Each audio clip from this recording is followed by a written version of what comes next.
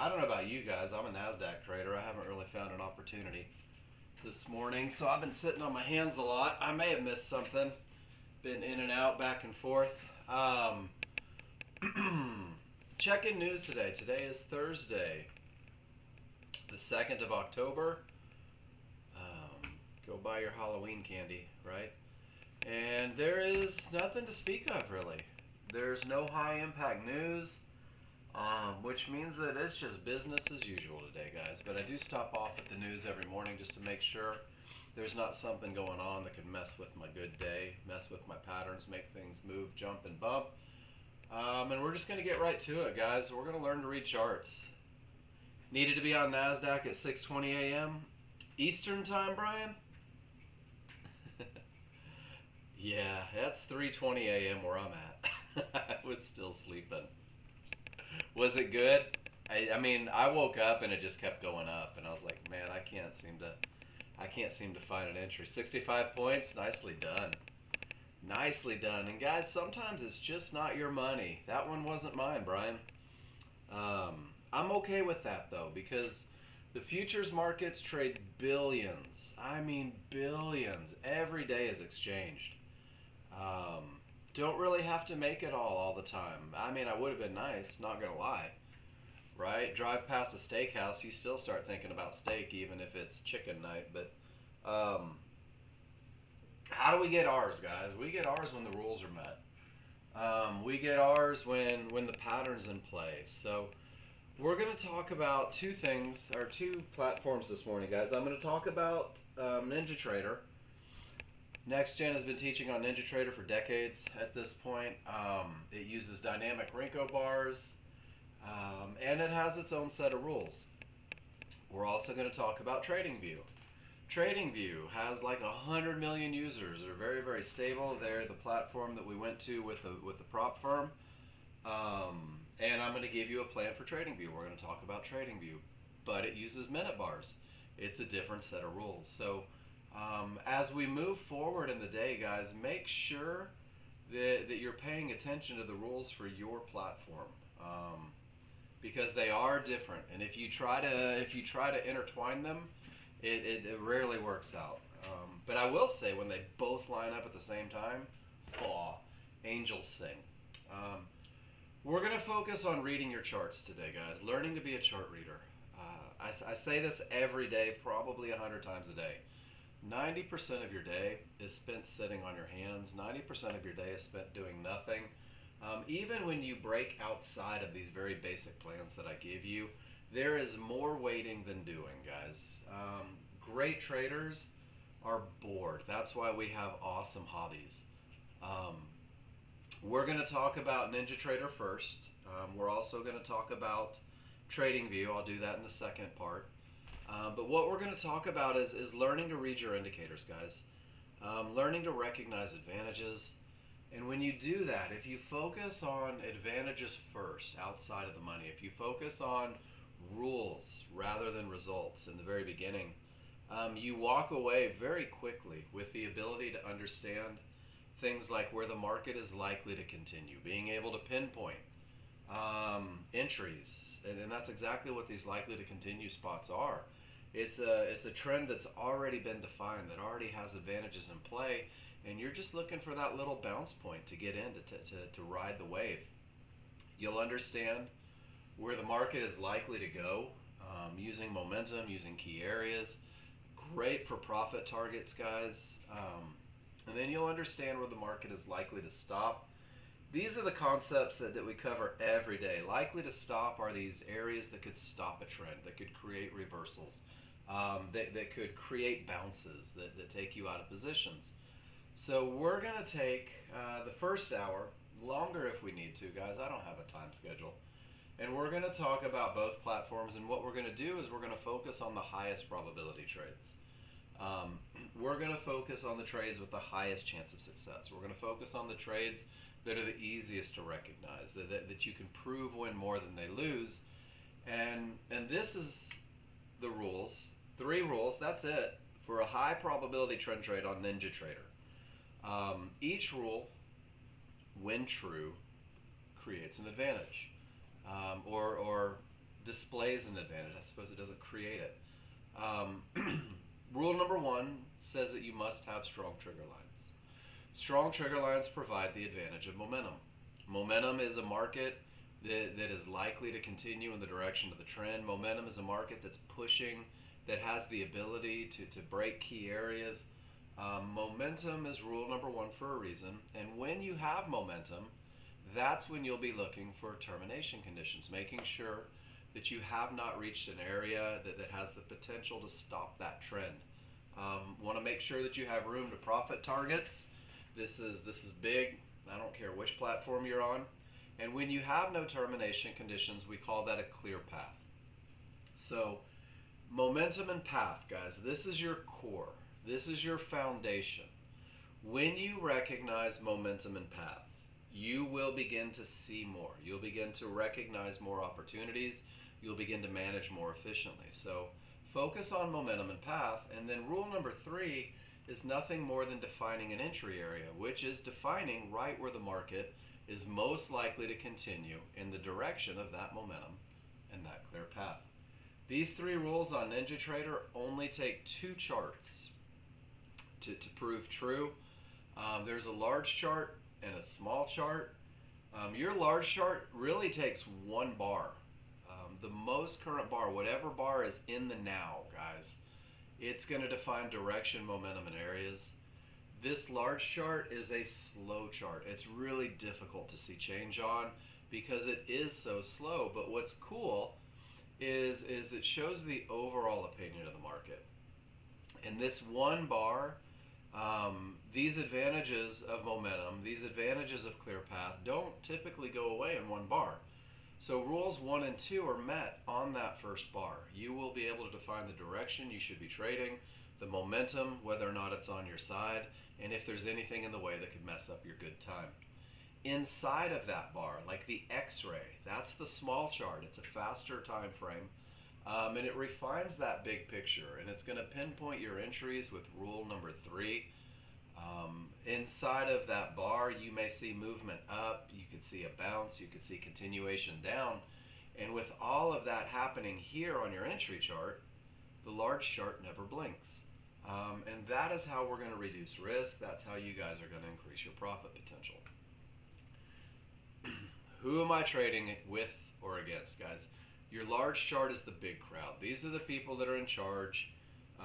They set the rules. They say we're going up or down. They create the momentum. They react at the areas. The large chart is like the world's greatest lazy river. And if you don't fight the current, you can have an awesome day. The small chart, these are the fighters, the ne'er-do-wellers. And they create those fluctuations inside of the 1 bar. And they push down when they say up, and they push up when the large crowd says down. Rule number 3 is designed to pinpoint right where they are most likely to lose their fight against the large crowd. That's where the market is most likely to continue with everything that the large crowd wants, guys. So know who you're trading with or against. The path of least resistance lies in the large chart. Entries come from the small chart. We're going to talk about the indicators and then we'll get into the rules, guys. Both time frames, large and small, they will have areas. Areas are horizontal lines that run across that chart. We have names for them. We have a divergence high. This is a magenta line, and it prints right off of a pivot. And it says, hey, there's a loss of momentum. The buyers were in control, but the sellers stole their momentum. Here's a visual that has just happened. Divergence lows do the exact same thing at a low pivot. Use a cyan line, hot pink, baby blue, whatever you want to call them. But anytime you see a divergence line, I want you to say out loud, scare your pets. There was a loss of momentum in the market right at this key area. You're going to see Fibonacci resistance. It's a red line. It runs the distance of your chart. When the market is trending up, this is a point where the market may stop, bounce, or reverse completely. Fibonacci support does the same thing in a downtrend. This is a line where the market could stop, bounce, or reverse completely. And then you have yellow 1-to-1s. These are fibs in the moment. Your software is constantly running calculations, making sure that If these need to be printed, they are. And when they no longer need to be printed, they stop printing. But V's, when the market is trending up, behave exactly like resistance, and when the market is trending down, exactly like support. So anytime during the classroom you hear price reaches resistance, we got to a resistance area, we could be talking about a divergence high, red Fibonacci area, or a yellow 1-to-1. And anytime the market reaches a support area, it could be yellow 1-to-1s, blue Fibonacci support, or a divergence low. You're going to see these on both charts. You're also going to see trigger lines. This is the only lesson when I talk about strong triggers that I want TradingView people to eavesdrop on. But guys, you will see small triggers and large triggers. On NinjaTrader, you will see them on both charts. They're just moving averages. The small ones are 2 solid lines. The large ones are 2 dashed lines. We're going to use trigger lines. First, to define momentum, to make sure that rule number 1 is true, making sure that they are strong trigger lines, creating that advantage. We're going to use trigger lines and their location versus those areas to define areas that could stop the trend, that could create reversals, big untradeable bounces. And we're also going to use the large triggers. And then the large triggers are going to help us define precisely where the market is most likely to continue. And that's going to be rule number 3. So we're going to use areas, we're going to use triggers, and we're only going to take 3 rules to recognize a trade where each indicator on every chart agrees with the rules for the trade, and that's what makes it a high probability trade, guys. This is a trade, when you learn this very simple recipe, has the potential to win up to 70 to 80% of the time. Now what I'm going to do real quick is I'm going to show you how we're going to spend the next hour, guys. We're going to learn these rules, the Fibonacci rules, the trigger rules for when it's okay to trade. As a brand new user, I encourage you to go with the idea that it's okay to trade when your rules are met. Because your rules create an edge, they create an advantage, they create a testable pattern that can be proven that it wins more than it loses, which means it's okay to not trade when the rules aren't true. That's that 90%.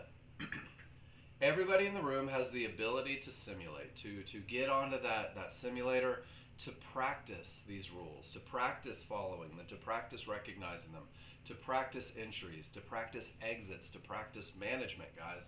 And the path of least resistance to getting to where you want to be the absolute fastest is post in my room. Every time you take a trade, post in my room. Tell me what you saw. Tell me what you did. Tell me where you did it.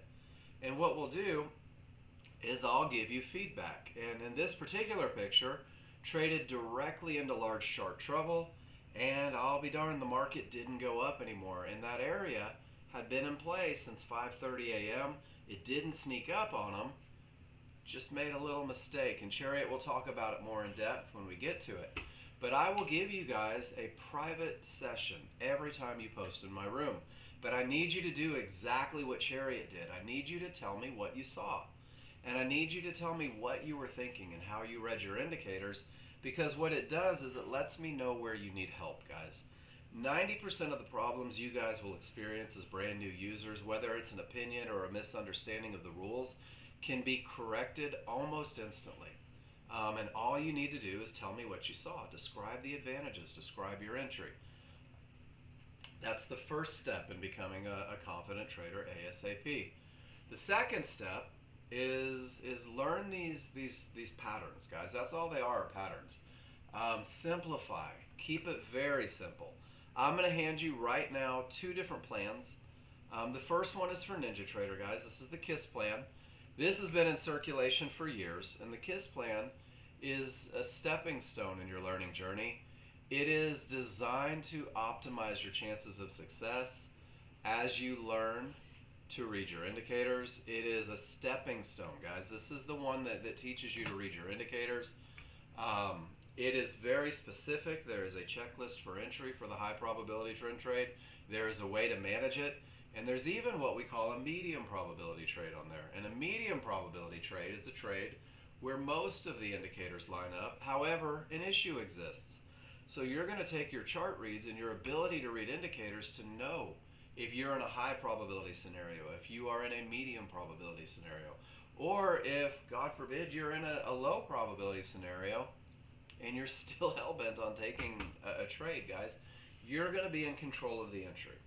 Nobody can make you enter, nobody can make you exit a trade, but when you know what's working for you and against you, it helps you make decisions, not only on whether you're willing to enter, but also on how assertive you're going to have to manage it. So we're going to learn, you're going to simulate, and you're going to keep it simple, guys. The second thing that I'm going to give you to go with that plan is a spreadsheet. And this is the NinjaTrader spreadsheet here. It says Nexgen tracking sheet. And your first tab is strong triggers, and it is over 50 pictures of strong triggers, burning that image into your mind so that you know what you're looking for. And then it shows you the opposite, when the rules aren't true, when it's okay to sit on your hands. Same with clear path and entries. Over 500 pictures of client trades, you guys doing wonderful things, and me stealing your pictures for study tools.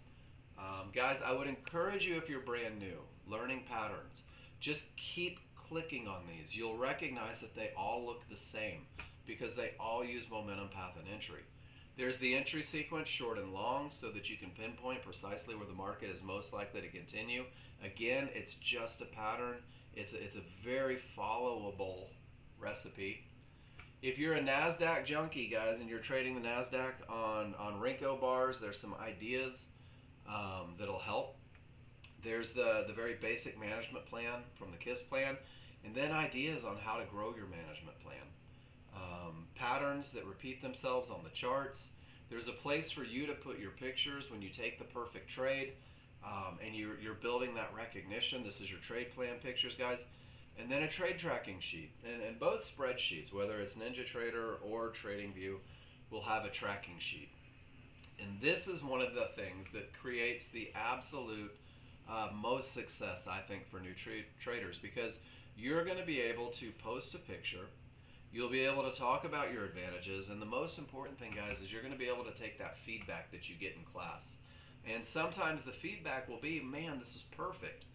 This is the best trade you could ever hope for. This should be in your plan. This is your pattern. Congratulations. High fives. All the good stuff. If you're brand new, it's probably going to be maybe a little misread, maybe a breaking of a rule, maybe an early entry, maybe a late exit. But you'll get feedback, and not only on what the challenge was, but also how to fix it. And guys, I'm telling you, there's nothing I can't fix, because I have broken everything. I've done everything wrong that you could ever do with the software, and I've learned to fix, and I want to teach it to you. So learn the rules, simulate your trades and post in the room, and guys, take a lot of pictures. Begin to recognize those patterns so that it slows the market down for you. It's only 3 rules, guys, and the first one will take you about 2.5 minutes to be comfortable with. Large chart needs strong trigger lines because we want the advantage of momentum. Strong trigger lines are the same look every time, and strong trigger lines in an uptrend, when the background is green, mean that your small triggers are also green, that your large triggers are green, and guys, here's the whole definition for strong triggers. There's space between the two. There's a gap between small and large when all the colors match. Strong triggers means that the odds are favorable for the market to continue up. In a downtrend, when the background is red, the small triggers are red, the large triggers are red, and there is space between the two. There could be a little bit of space, there could be a lot of space, but any space means that the odds are favorable for the market to continue down. So you're going to see on NinjaTrader charts annotated in this room a lot, OFM.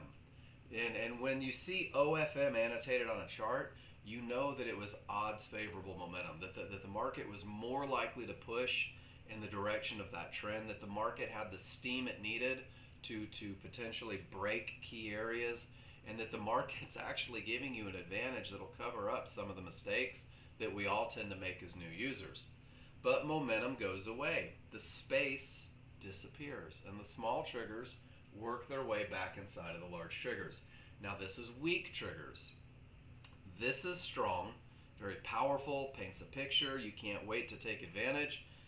This is weak. That should not excite you to look for a trade. When I have weak triggers, anything can happen up or down. Market may reverse from the middle of nowhere. Key Fibonacci areas are more likely to hold and create bounces. And Pete just said it in the room. Momentum and path will take you to the promised land. And I agree 100%, guys. Remember, what I'm teaching is the easiest, best of the best, most simple approach to trading the market. And on the most current bar right here on the S&P, will you guys give me a Y if you can see that both triggers are green, that they're both up, and that there is space between the two? Because that's it. That's strong triggers. This is a market that is more likely to continue up than down, guys. See that tail? When we talk about entries, you guys are going to pinpoint where that tail is most likely to form to ride with this advantage. And dollars to donuts, that was a good looking entry, but we're not there yet because momentum only leads the way. It's one of three. Once we have momentum, we want to make sure that there's no termination conditions, guys. I want to have room to profits. I want that clear path. Now, a clear path really just means there's not a brick wall in the way, guys. There's not something, a Fibonacci-based indicator that could reverse the market, that could create an untradeable bounce. Here's my mental image of a termination condition. I thought I was going to make it through. I hoped the market would continue, and then it didn't. It stopped my forward progress, and I only had one thing to say about it. Ah, shit. I love that picture. Guys, when you have a clear path and momentum, that market's damn near unstoppable, 70 to 80% of the time. So let's go define a termination condition. It's pretty easy. A termination condition, for those of us that need it to be as simple as possible, a termination condition could be any of these horizontal lines on your large chart. It could be Fibonacci resistance. It could be divergence high. It could be yellow one-to-ones. All three can behave as resistance. It could be Fibonacci support, a divergence low, or yellow one-to-ones. All three may behave as support. These are the areas where the people in charge are most likely to make decisions, guys. They respect these areas because it was the past movement that created these areas. So there's a really easy recipe for identifying a termination condition, and it starts with letting the large crowd get to the area. So I want you all to remember the phrase, price reaches an area. The same way price reached Fibonacci resistance right here. And actually the same way price reached a divergence high right here. And when price reaches the area, all I want you to do is count your trigger lines.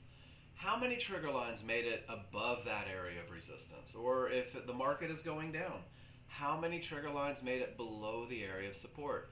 If the answer is 0, if you still see 4 lines, too large, too small, and they are below the area, they are still above the area, guys, you have a textbook termination condition. And that termination condition says to you, rule number 2 is not met. This is an area that could stop the market. This is an area that could create an untradeable bounce. This is an area that could halt your forward progress, guys. Absolutely no trades into the area. The rules aren't met. Does that make sense? You're going to know about these long before you get to them. You're going to see these sometimes for hours before the market reaches them. But once they get there, we're done with price. We're going to count triggers. If 2 trigger lines break through the area that was just a termination condition, guys, it has the potential to break with momentum, but for the brand new user, 2 lines through is still a giant red flag. This is not your best opportunity. They're more likely to not break than they are to break. It's when 3 of your trigger lines, both small and 1 large, get through the area. Notice that it's yellow. It's still not a broken area. We're still using caution. We're managing more assertively, but with momentum and 3 trigger lines, guys, now we're primed to see a breakout. Now we have a higher chance of the breakout being true, and that's actually the second trade that's going to be on your plan. That's what we call a medium probability trade because the path isn't clear yet. When 4 trigger lines, both small and both large, get north of that area, guys, now the area is broken. Areas of resistance will behave as support. Areas of support will behave as resistance. And you can have a clear path from a breakout. You can also have a clear path from a reversal. But if you always use that language, price reaches an area, where are my triggers, you'll never fall for trading into an area that could stop the market. Let's go back to the live market and let's see. This is the S&P, which I'm not sure what it's been doing today, but right here, price reached Fibonacci support. None of the triggers got below and the market finished up. Here, price reached Fibonacci resistance. The triggers were not able to break and we had a big retracement. Does everybody see 1, 2, 3, 4, 5, 6, like 7 hits on Fibonacci support and the triggers never break? And all of these hits on resistance and divergence highs and the area never breaks? Guys, rule number 2 is keeping you out of consolidation. Rule number 2 is keeping you from hoping that these areas break. Rule number 1, weak triggers, is keeping you from believing the market is going to continue. And guys, there it is again, right off of support. And it's pretty outstanding because you know about these areas before the market ever gets to them. So I'm going to ask in the room, is everybody cool with the idea that you don't have to trade into a termination condition? Is everyone all right with the idea that as a brand new user, let 4 triggers get through the area? That's your clear path. That's when trades become easy. You can answer or not, but we're done with the large chart, guys. We are done with the large chart. The large chart has given us our first 2 advantages. The large chart in one bar has defined direction, momentum, and areas, guys. And when rules 1 and 2 are true on the large chart, let's go refine. Let's go pinpoint where the market is most likely to continue. And there is a phrase that I encourage you to learn, that I really hope you'll write down on a piece of paper and that you'll write on every chart that you take an entry. Because when you do, guys, you will call your shots and you'll know exactly where you need to enter that market, and you'll know long before the market ever gets to that point. You're going to use a limit order to buy or sell a pullback at an area inside of triggers. What does that mean? That means that you're literally going to wait for the market to come to you right at an area inside of trigger lines. You're going to use fibs, you're going to use mid bands, you're going to use yellow 1-to-1s, because the same way those horizontal lines, that's the wrong picture, isn't it? The same way those horizontal lines on a large chart can stop the market, stop a trend, create big untradeable bounces, on your smaller, faster chart, guys, they can create a bounce in the direction of the trend, in the direction of the momentum, in the direction of the clear path. So we're going to use a limit order to buy or sell a pullback right at an area inside of triggers, guys. We're going to wait for the small crowd to fight. We're going to pinpoint their failure, and we're going to enter when the large chart says go. So what does that look like? Here's your pattern for entry for a long trade. When the large chart says up, when the momentum is strong, when the path is clear, I can't stress that enough, when the large chart says to look for an entry. The reversal bar on the small chart, guys, this is what sets it in play. The reversal bar is the beginning of the small crowd fight, the beginning of the pullback. You will be able to define where that pullback is most likely to go. Let me get my snag it up. We're going to draw some arrows this morning, guys. You will be able to pinpoint right where that arrow, or right where that, there it is, where the retracement, where the down bars are most likely to go. And it will be somewhere between the top of the large triggers and the bottom of the large triggers. And you have 2 sets of large triggers on your small chart. The large triggers from the small chart, which are smooth, from the large chart, which are stepped. Trigger lines define retracement zone, guys, because price returns to large triggers. Regression of the mean, it's a moving average thing. And trigger lines are not your entry, they just define where the retracement is most likely to occur.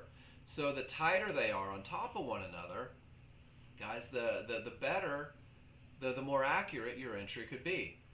Now, it's not trigger lines that create a bounce. A bounce may occur from areas inside of triggers, most likely to create the change of direction. Fibs, mid-bands, and yellow 1-to-1s. Sometimes you'll have multiple areas, and you'll never know which one may do it, guys. You'll never know if it's going to go from the mid-band or the 1-to-1s. You'll never know if it's going to go from the high point or the low point. But because your large chart has odds favorable momentum, because your large chart has absolutely nothing in the way to create a bounce, you will activate a limit order above the highest point of support, closest to the reversal bar. And this becomes your entry for the highest probability trend trade ever, guys. This becomes your entry for the best of the best. This becomes the entry that typically wins 70 to 80% of the time. Any lines, fibs, mid-bands, yellow 1-to-1s, any lines on the wrong side of the triggers, below the triggers, beyond the retracement zone, these are not a part of the areas that we're going to enter from. These are not a part of the window for entry. This is actually where the advantage of rule number 3 is no longer in play. This is where the advantage of pinpointing where the market is most likely to continue goes out the window, guys. This is the wrong side of the triggers and precisely where the market should not go if this trade is going to be a winner. In a short trade, when the large chart says down, when the large chart has momentum, when the large chart has a clear path, we're going to wait for the reversal bar, guys. And the reversal bar signals the fight, the beginning of the pullback. You'll know exactly where the pullback is most likely to go, from the bottom of the large to the top of the large. Somewhere in those trigger lines, these up bars are going to continue up, most likely. But triggers aren't bouncy, guys. I want you to pretend that you're kicking a soccer ball, throwing a tennis ball, playing dodgeball, right? And it's the areas inside of triggers that are most likely to create the bounce, to create the ricochet, to send the market in the direction of the large chart advantages.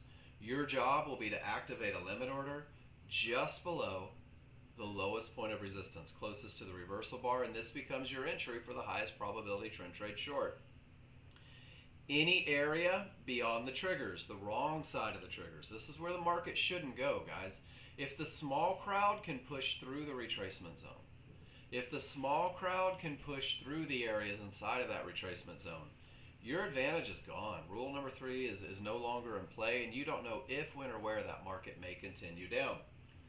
Now, you'll use that concept for management.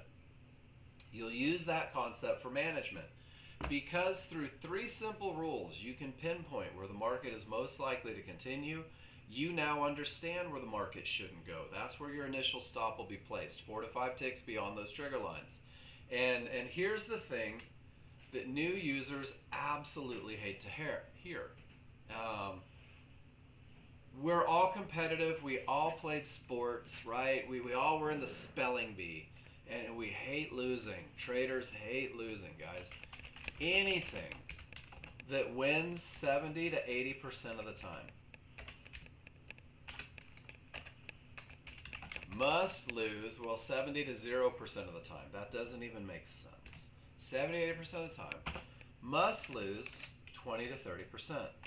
And what this is, guys, and what you will associate these losses with, it's a cost of doing business. It's rent. It's paying rent, and it's saying, okay, I can't win them all, but I can win most of them. I can't know whether or not this trade is going to be a winner or a loser, but I know that if I take the same trade 10 times, I'm likely to win 7 of them. I'm probably going to lose 3 of them. And guys, at 70% wins, it's difficult to not be a successful trader unless your management is just atrocious. But great entries create very manageable trades. Does everybody see strong triggers right here? Work with me, Ninja Traders. Tell me that you're with me. This is the advantage of momentum on this one bar right here. I can say to myself, the odds are favorable for the market to continue up. Rule number 1 is met without question. I've got at least 3 trigger lines through, probably 4 in the moment. And my large chart has momentum. My large chart has no termination conditions. And my large chart is trading all the way up here at 97.05. And your fear of missing out was going through the roof for the entire move. And then the pattern for entry starts, guys. In this tiny little space to trouble, because you wait for the reversal bar, because you identify where the pullback's most likely to go, because you enter at the area inside of triggers, guys, your bounce point is the bottom of that tail. You're literally pinpointing where the bottom of that tail is most likely to form. And that tiny little bit of profit potential turns into an awful lot of profit potential. And because you're typically entering at one of the lowest points of that move, you will have the least amount of risk. And guys, that is the high probability trend trade entry. Excuse me. Now let's go back and look at that circle that we made earlier. And I don't know if it's going to be a trade or not. I don't know if it fit the rules in the moment, but let's find out. We'll do the bar just like that. Does everybody see the momentum?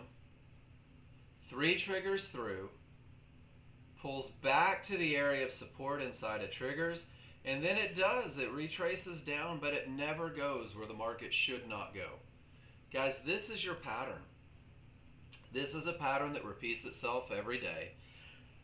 This is a pattern that typically wins more than it loses.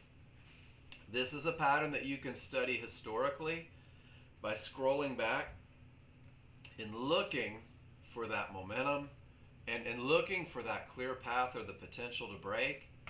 Maybe circling that tail. No maybes, definitely circling the tail.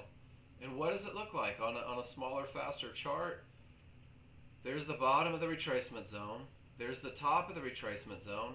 And there it is bouncing right off of a mid-band inside of the retracement zone. So, guys, if you're brand new, if you are fresh on the scene, if you are learning to read these indicators, that's your highest probability trade right there. And when you learn this trade, when you learn these very simple rules, guys, when you look at your chart and you can say, I have momentum, there's nothing in the way, and I can define that entry using the phrase areas inside of triggers, I have a high probability trade. And guys, there should be nothing in this world that keeps you from pulling the trigger when it's high probability. If you're looking at your chart and you're saying, hey, my momentum isn't great, but I do have a clear path and I can define an entry, well, you can still choose to enter. That's up to you.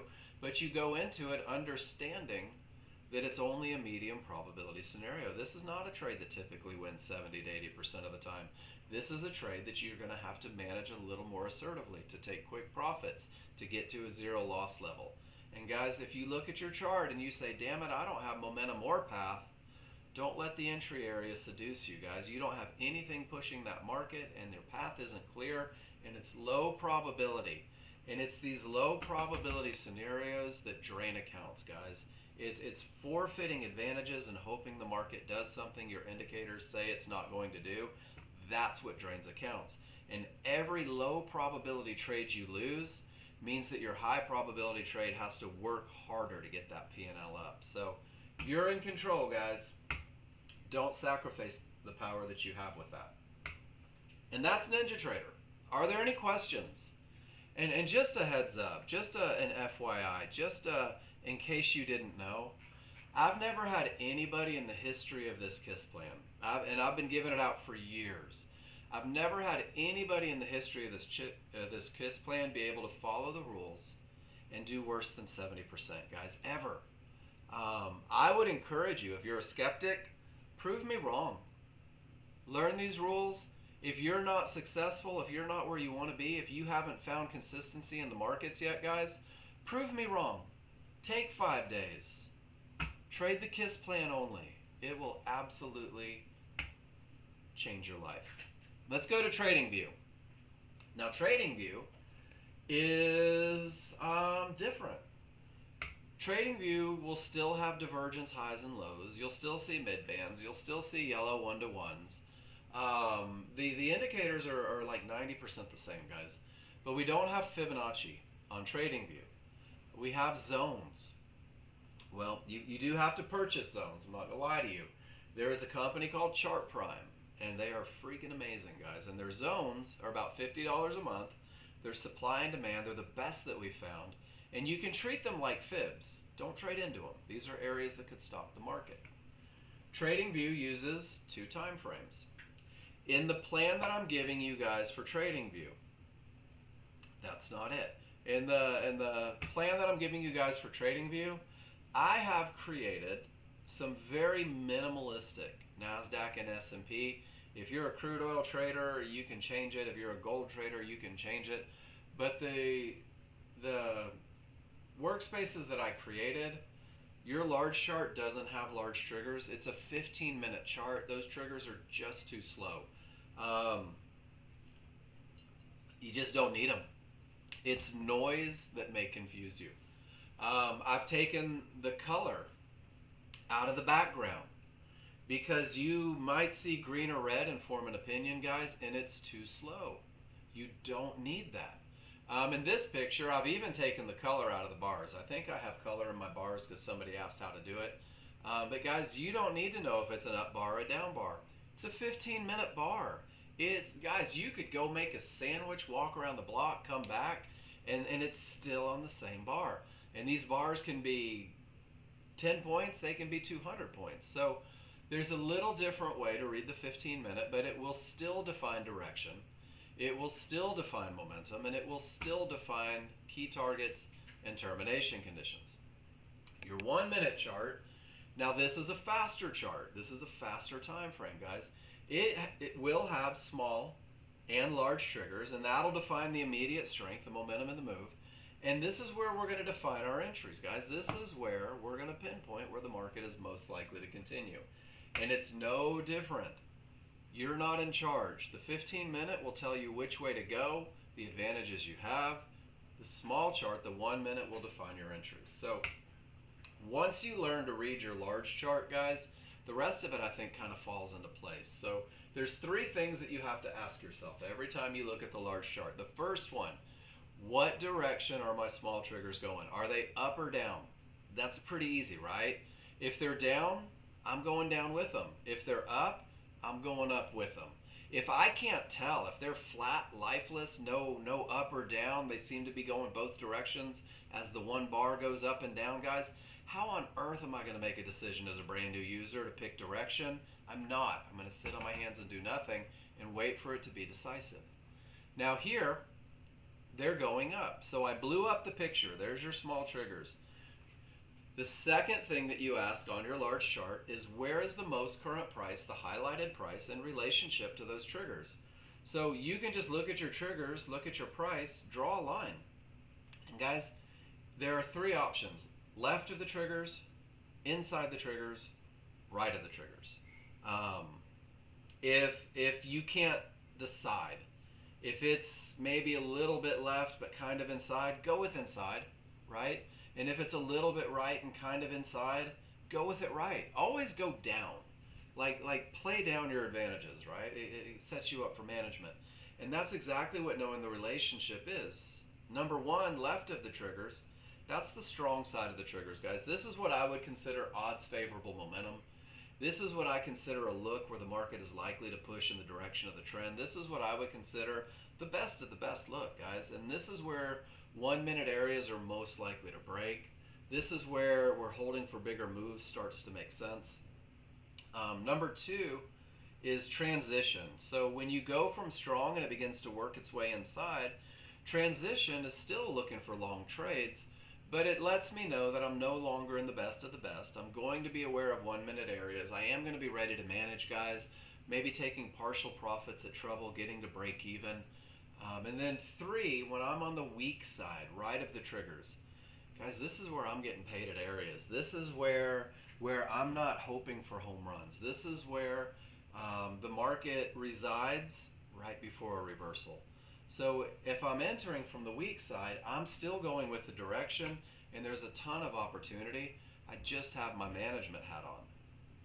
So direction, momentum, and then you guessed it, path. Are there room to targets, guys?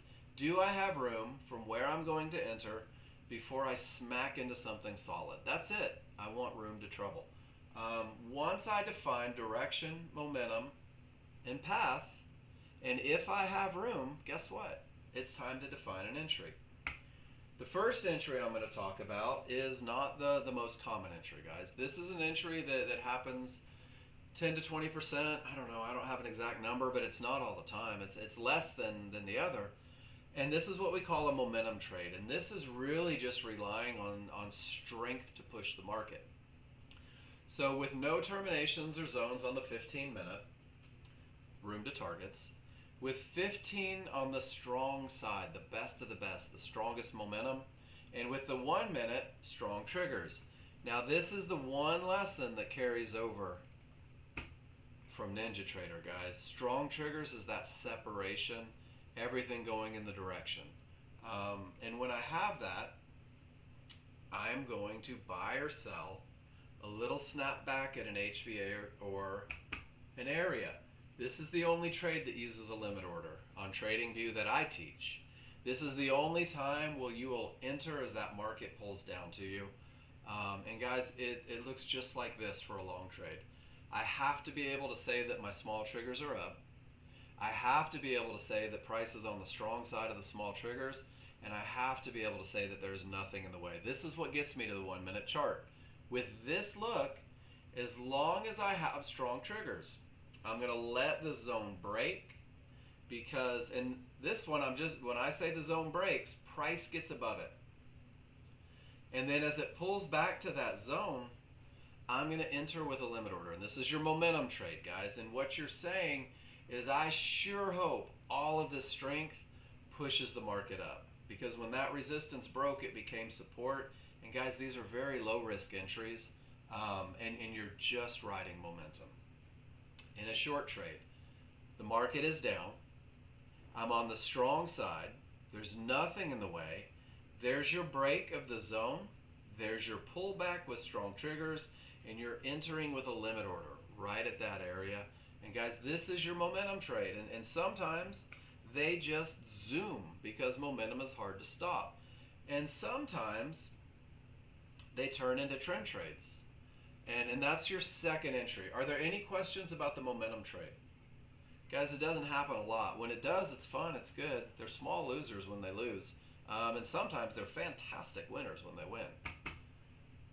Next is the trend trade. This is the most common trade, guys. You're going to see these all day.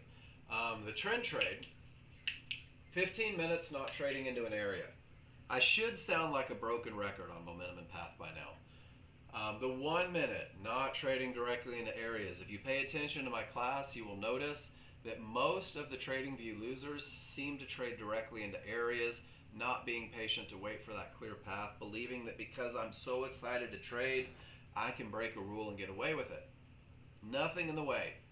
And then you're just going to buy or sell a close on the correct side of small triggers at 1 minute mid bands areas. And it looks like this.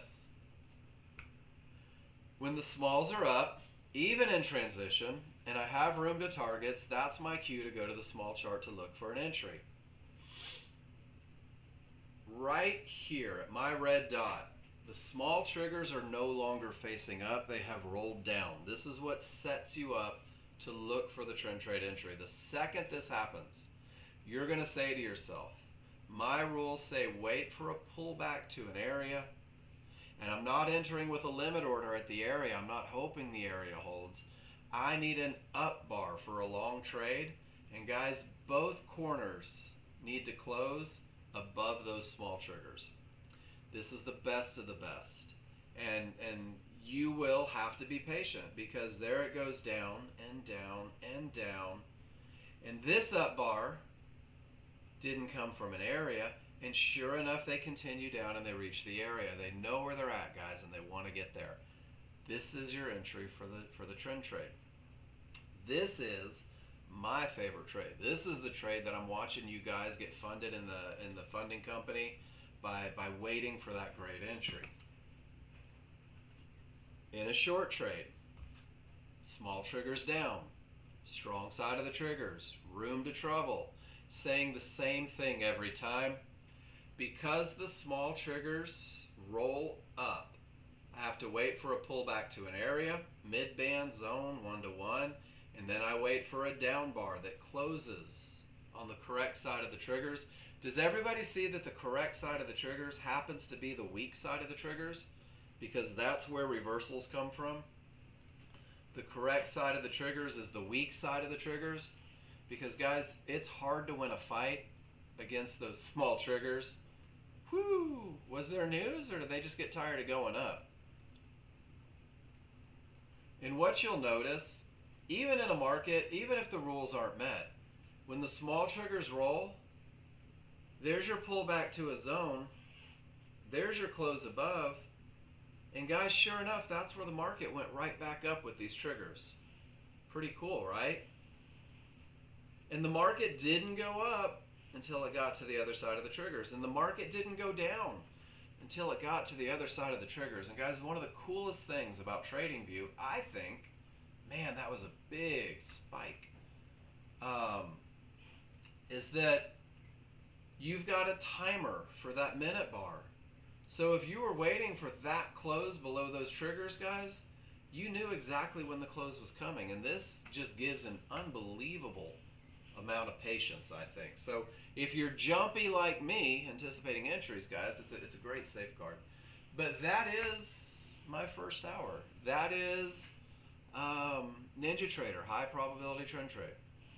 That is TradingView, highest probability trend trades, guys. I've dropped the plans in the room. Both plans have checklists for entry. Both plans are designed to optimize your chances of success. There's your checklist for entry. Both trades, momentum and trend. Both plans are stepping stones in your learning journey, guys. My goal with these plans is to give you something as the brand new user where you can find success. Something as a brand new user where you can win more than you lose. Something as a brand new user that teaches you to enter the market, because great entries create very manageable trades. Great entries reduce risk. Great entries maximize profit potential, guys. So that's what we focus on in the beginning, is not the money, but the process that creates the money. And then you're going to have to manage it. Now, in the KISS plan, there is a management plan. And this is also outlined in client trades right here. And we're going to go through it because I think management is important, guys. For the KISS plan, for the best of the best plan, for the highest probability plan, for the beginner's plan, it's designed to help you understand and trust, because that's a part of it, stop placement. But it's also focused on getting you paid. Very often, brand new users want to make $1,000 every trade. Brand new users hate to exit the market. Brand new users hate the idea that the market could continue moving and they just won't get every tick that the market is providing. And guys, learn how to get paid, because base hits pay bills. Learn how to get paid. Get the money in the account and do it incrementally. You don't have to make it all in one trade. It's based on 2 contracts, and then here's my magic phrase. You will craft a plan tailored to your personal goals based on your experience reading the indicators. As soon as you can read the indicators, guys, you'll create a management plan. You'll recognize when your advantages go away. But your KISS plan, we're going to run through it here. And I'm going to go with this too, guys. If you're struggling with management right now, keep it simple. If you're brand new with me, if you're testing the software, if you're working towards consistency, let these play out on simulator, guys. If the entry is 2 ticks below resistance inside of triggers, the best of the best, highest probability trend trade, then the initial stop is 4 to 5 ticks beyond the triggers. It's just if then, guys. It's a flow chart. And this is where the market should not go. You will know your risk before the trade is ever entered, guys. You have to accept that risk.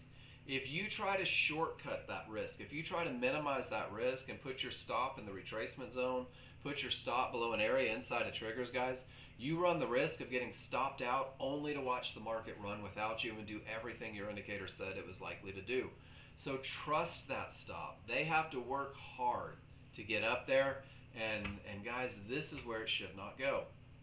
In this KISS plan, your targets are predefined at $100 and $200, and I still have a lot of traders taking that $100 one, even though they're proficient and off in there in the distance. So this particular trade, entry at 71.34, your stop is at 71.49, and that is $150 of risk. Did you, Ed? We'll look at it. We'll talk about it.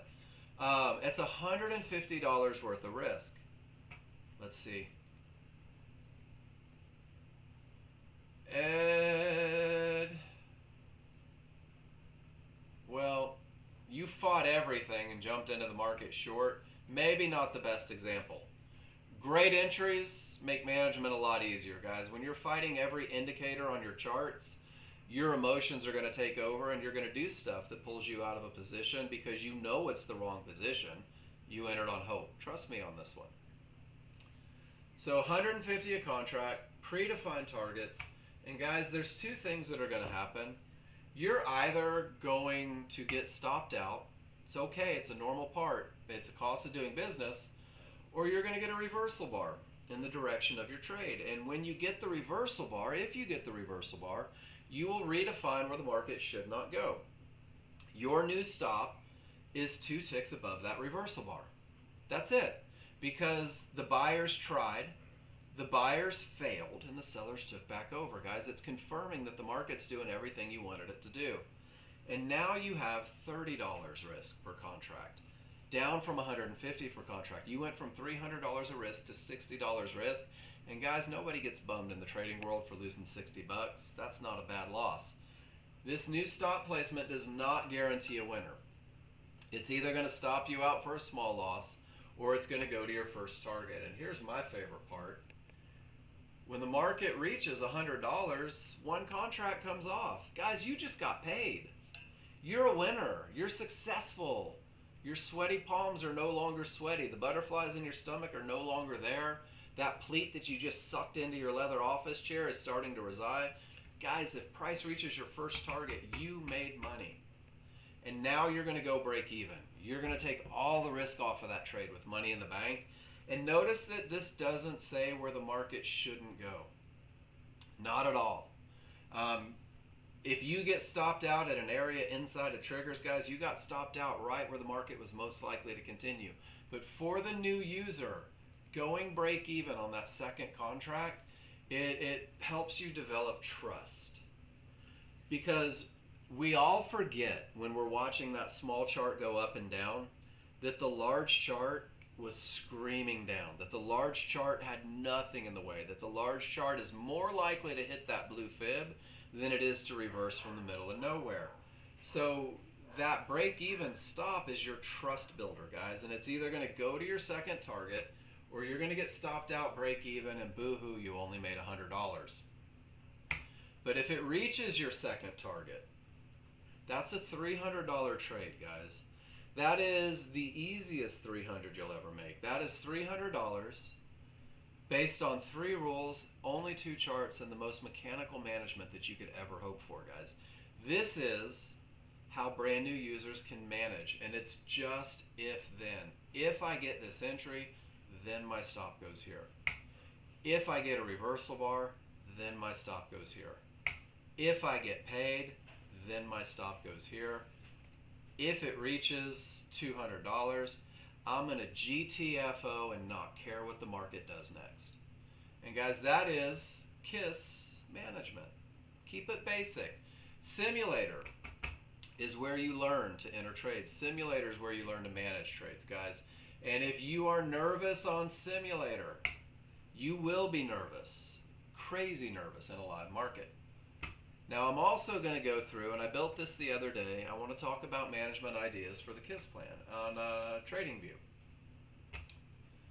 Let the 15-minute chart define how you're going to manage the trade, guys. Let the relationship of price to the triggers define whether it's going to be easier, whether you have to get your management hat on, or whether it's just I'm going to have to get paid because it's not perfect. For the trend trade, your initial stop is above the pivot high that gets you in. Your initial stop is below the pivot low that gets you in, guys, because the sellers tried and failed, and we don't want them to push back down. That's where they're going to have to come get us. If you're holding for bigger moves, you can use that idea of pivots for stop placement. You can do it on NinjaTrader as well, guys. If I take a short, my initial stop is behind the pivot high. If they try and fail again, my stop goes above that pivot high. If they try and fail again, my stop goes above that pivot high. And this is how you're going to hold for bigger moves. Not just putting the stop where you hope they don't go, but rather putting it where they shouldn't go because they've already failed. You can do the same thing, go in the other direction, and then choose to get paid, right? If you're not taking the big move. On a momentum trade, guys, your stops are like 2 to 4 ticks beyond the zone that you're hoping holds. That's it. The market broke, pulled back. I'm expecting this zone to stop the market, and it will continue. And I'm only going to risk 2 to 4 ticks, guys, above that zone, and tend to be much smaller risk. Because if they do stop you out, that means these triggers rolled and you're waiting for the trend trade. No reason to put $1,000 on a trade that's only rooted in momentum. Same thing going the other direction. Couple ticks behind the area you're expecting to hold. And guys, that's the very basic stop placement. And then you'll use the idea, if I'm on the strong side, this area is more likely to break. I may not exit my position. I might get paid there, but I'm not going to get out yet. And then when it breaks and holds, maybe I'll use another pivot for holding, guys. So great entries create manageable trades. Does everybody see that the small triggers are down? And we are strong to transition, pretty much strong. And there's nothing in the way. And I've got 29 seconds to know whether or not, because my triggers rolled up, I get a close on the correct side of those small triggers, hoping that it goes down to the next area. 17 seconds, guys.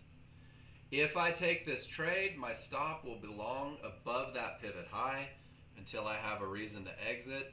Because it is strong side, these areas are more likely to break, but I'm not going to trade directly into an area. I've got to have room to make money. Notice that it didn't close below. If you try to anticipate these closes, guys, they are going to eat your lunch over and over. Don't ask me how I know. That's it. That's exactly how you'll read a chart. Let's go to NinjaTrader. Odds favorable momentum. Do you guys see it? This one had 3 triggers through. Is it just me, or did it pull right back to an area inside of triggers and continue up right to the fib? How cool is that? Guys, there's your pattern. That's it. Doesn't have to be difficult. So this is where I say to you, I need John's text thing that he put in there yesterday. You now have rules. You have rules for both platforms. You have the ability to simulate, you have the ability to practice, you have the ability to make mistakes, guys. And even more importantly, you have the ability to get feedback on everything that you do, every entry, every exit. But here's the thing, if you're gonna post in my room, tell me why. If you're gonna have me review your charts, tell me what you saw.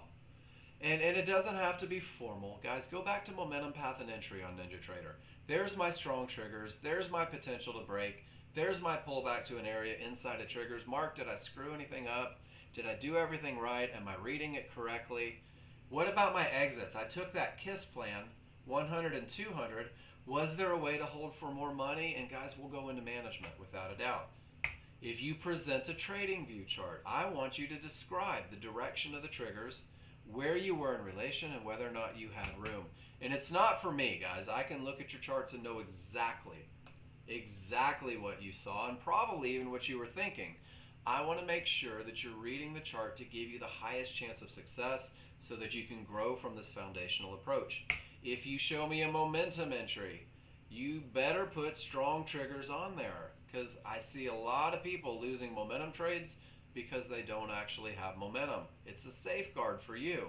If you take a trend trade, use the language. Entries an up bar because the triggers rolled against me, guys.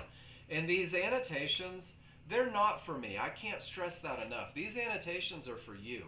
These annotations are for you to make it repeatable, for you to be able to test it, for you to be able to say, every time I have strong triggers and the potential to break, I take a pullback to an area inside of triggers. This is my recipe for success. Your annotations will also point out the things that you're having problems with. I will point out the things that maybe you didn't read right, that you did early, that you did late, that you took a chance on, where you broke rules. Guys, I'm not the trade police. I want you to be more confident in your recognition of advantages so that you can make good decisions. So as we get into the second hour, I'm going to click on every chart that's been posted in this room, and I'm going to go back to Momentum Path and Entry on NinjaTrader. I'm going to go back to the large chart read, and guys, we are going to do great things. When we get through charts, we'll talk about and we'll look at the live market, and if there's an opportunity to enter that fits the KISS plan, whether it is NinjaTrader, whether it is TradingView, guys, we will take that opportunity. We will get into the market, we will manage it, and we will do it all for the sake of education. So I'm going to leave you guys with Renko bars. They're more exciting. Smalls are down, large are up. I don't have momentum. I don't have any trigger lines above resistance, guys. I don't have my first two advantages. I choose not to trade. I'm going to shut down the room, and I'm going to come right back. Hopefully that'll fix audio. Pete, is audio choppy for anyone else in here, or just Pete? Pete, I really think it might be you, because it always seems to be you. Everyone else is good. Pete, you may want to reboot. Stop watching YouTube while you listen. I don't know. But I believe it's on your end, not mine. So guys, we're in a holding pattern here. All the momentum, 3 triggers through. Guys, divergence. Does everybody remember that divergence is a loss of momentum? Guys, if I'm relying on momentum to break areas, the more divergence I see, the less likely this area is to break. Goes back to advantages. So I'll leave you guys. We'll see if they get out of this little mess here. I'll be back in 5 minutes. When I come back, I'm going to look through all the charts. We're going to look at the live markets, guys. And I'm also going to find that text that John Novak put in the room yesterday. And I would love for you guys to read this. Here it is. Let's see if it'll let me do the whole thing.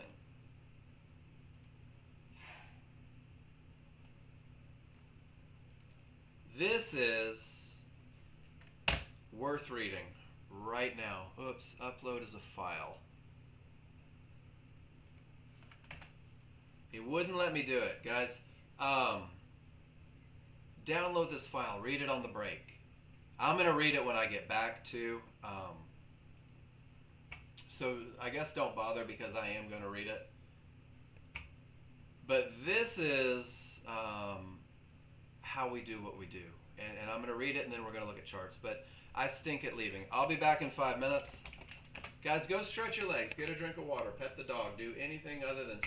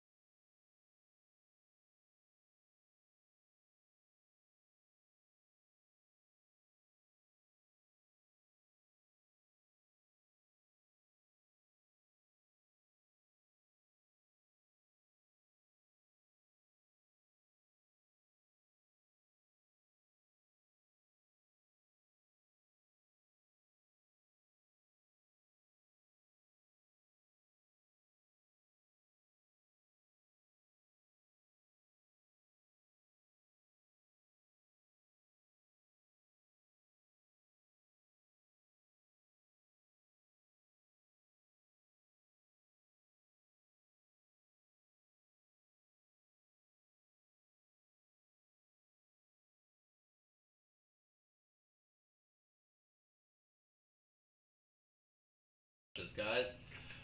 It leaves you with a big blue screen. Sorry about that. Okay, so I'm going to read this, guys. This is from John Novak. This was written in 2008. So we are 17 years old on this. You guys hear me okay? Volume's good? I'll open up NinjaTrader again. Nobody? That's cool.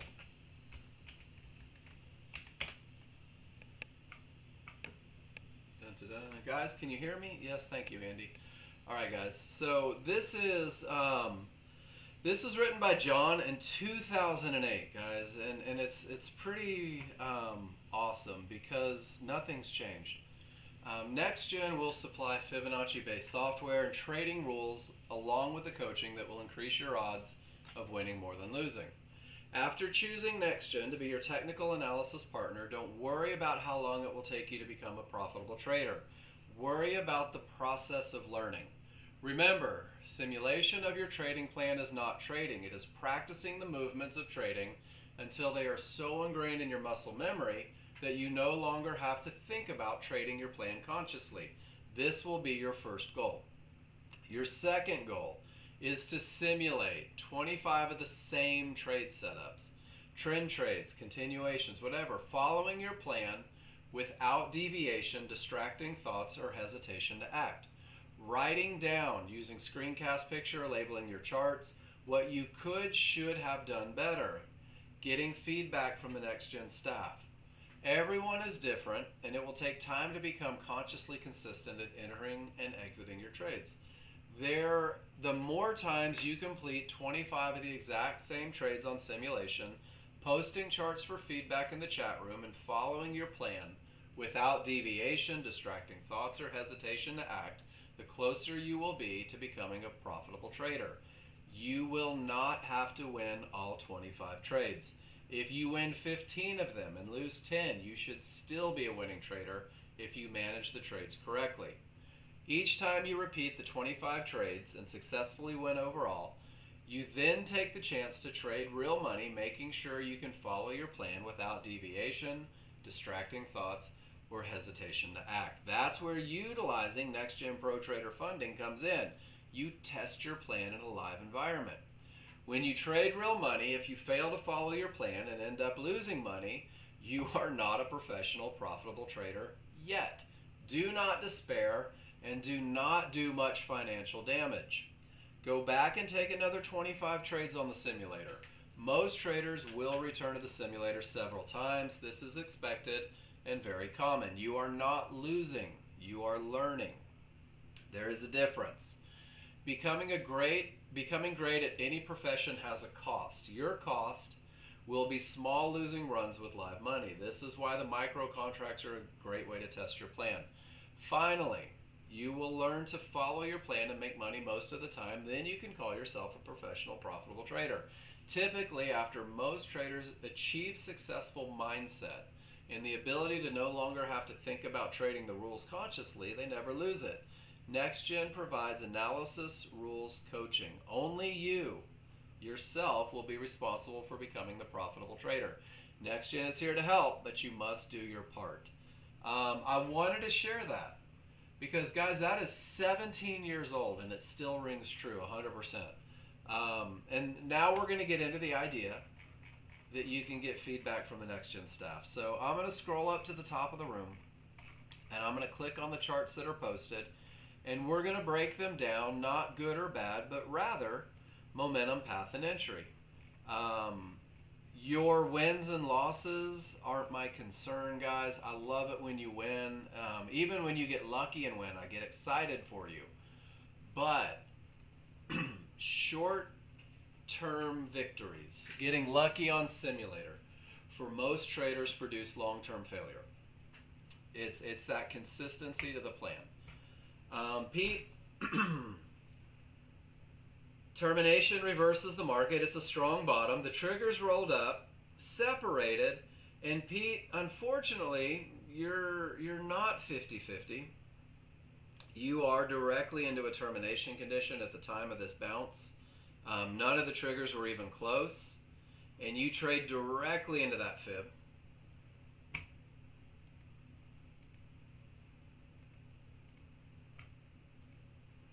There's my refresh.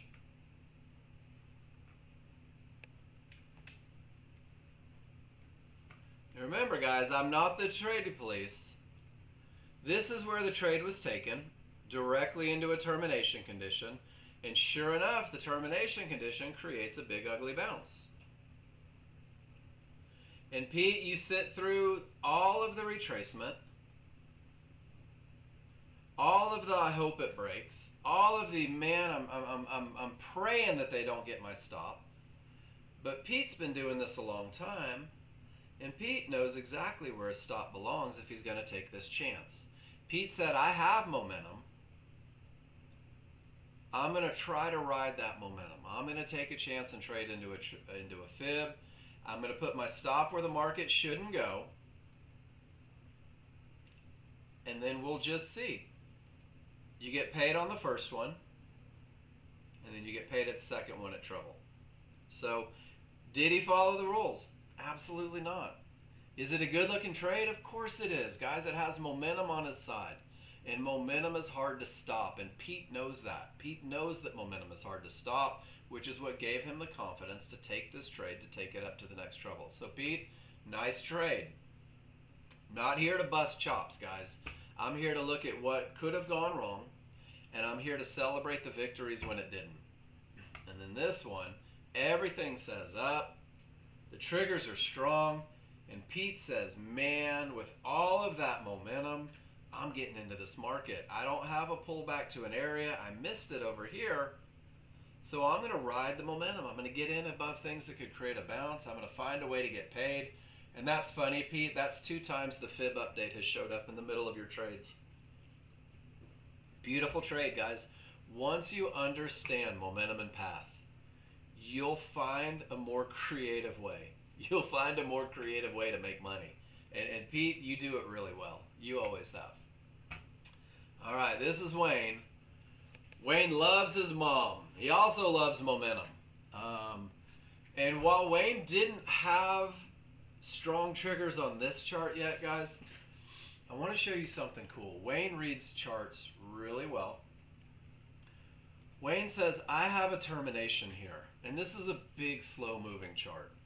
And I also have a termination here, and this is a range chart. And he goes, and I also have a termination here. And Wayne is instantly thinking, all my charts say no more up. Every one of them says no more up. And Wayne says, you know what? I'm not just going to jump in and hope that it holds. That's ridiculous. I'm going to let my small chart, large triggers roll. I'm going to let my small chart, small triggers get below the large, creating odds favorable momentum on a smaller time frame. I'm going to do the same thing on my range chart because this one's too slow to show that change. And then he's going to ride that momentum down and make a little money. And then he knows that the pullback to the area inside of triggers is a great looking short. So he holds that last one down all the way to the large sharp midband. And Wayne, this is outstanding. Great trading. This is how you'll be able to take termination conditions and find opportunity going the other direction, guys. And it's recognizing these Fibonacci areas and waiting for small chart change. And Wayne, you did it like a pro. And then smalls above, no room. And Wayne says, dang it, I shouldn't have taken that trade. And you know what? It's okay. Even the best traders make mistakes. No momentum, no clear path, no entry, and I'll be darned, it didn't work. Just didn't work. And then when Wayne gets stopped out, he says, wait a minute. This is just like the short I took. The termination held, the small triggers rolled, the large are going up, the small charts are showing change. I'm going to make money the other way and get it all back. Nicely done. Great recovery, Wayne. And then one more. That is an ugly sideways market. Termination, termination, termination, termination, termination, termination. And Wayne says from the termination on the low, when my small charts show change, I'm going to see if I can ride it up to trouble. And you did. Nicely done, Wayne. 4 lows held, right? Is 4 lows holding better than 3 highs? I guess so. But they did go down again. Nicely done. And Wayne said 11:40 for the morning. Time to go enjoy life. Nicely done. Looks like Pete again. Little base hit. Strong triggers. Pull back to the area inside of triggers. Off at 10. Out on a trailing stop. Hates to give it back. Nicely done, Pete. Guys, that's just the pattern, isn't it? 3 triggers through. Pull back to the area inside of triggers. Look at that sniper entry. And he's making money before it even starts to go anywhere. Great job. And this is, who is this?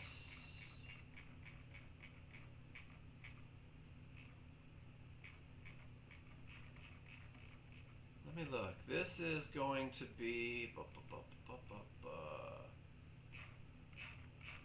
That's you, Ed? Right on. So, Ed, you still refuse to annotate charts for me. That's okay. I don't think less of you. So I see strong triggers up. Best momentum look I could ever have. I do see a termination condition. I see every indicator up here, and Ed's going short. Right? I don't know why. He sees something. I don't know what it is. Guys, when every indicator is up, when the triggers are strong, when the small chart hasn't even hinted, that's one of the easiest ways to lose all your money. That's putting a lot of faith in a red line. And guys, these red lines are good. But if everything says up and up strong, man, it's okay to have a little patience, right? Sell the red, buy the blue. How's that been working for you?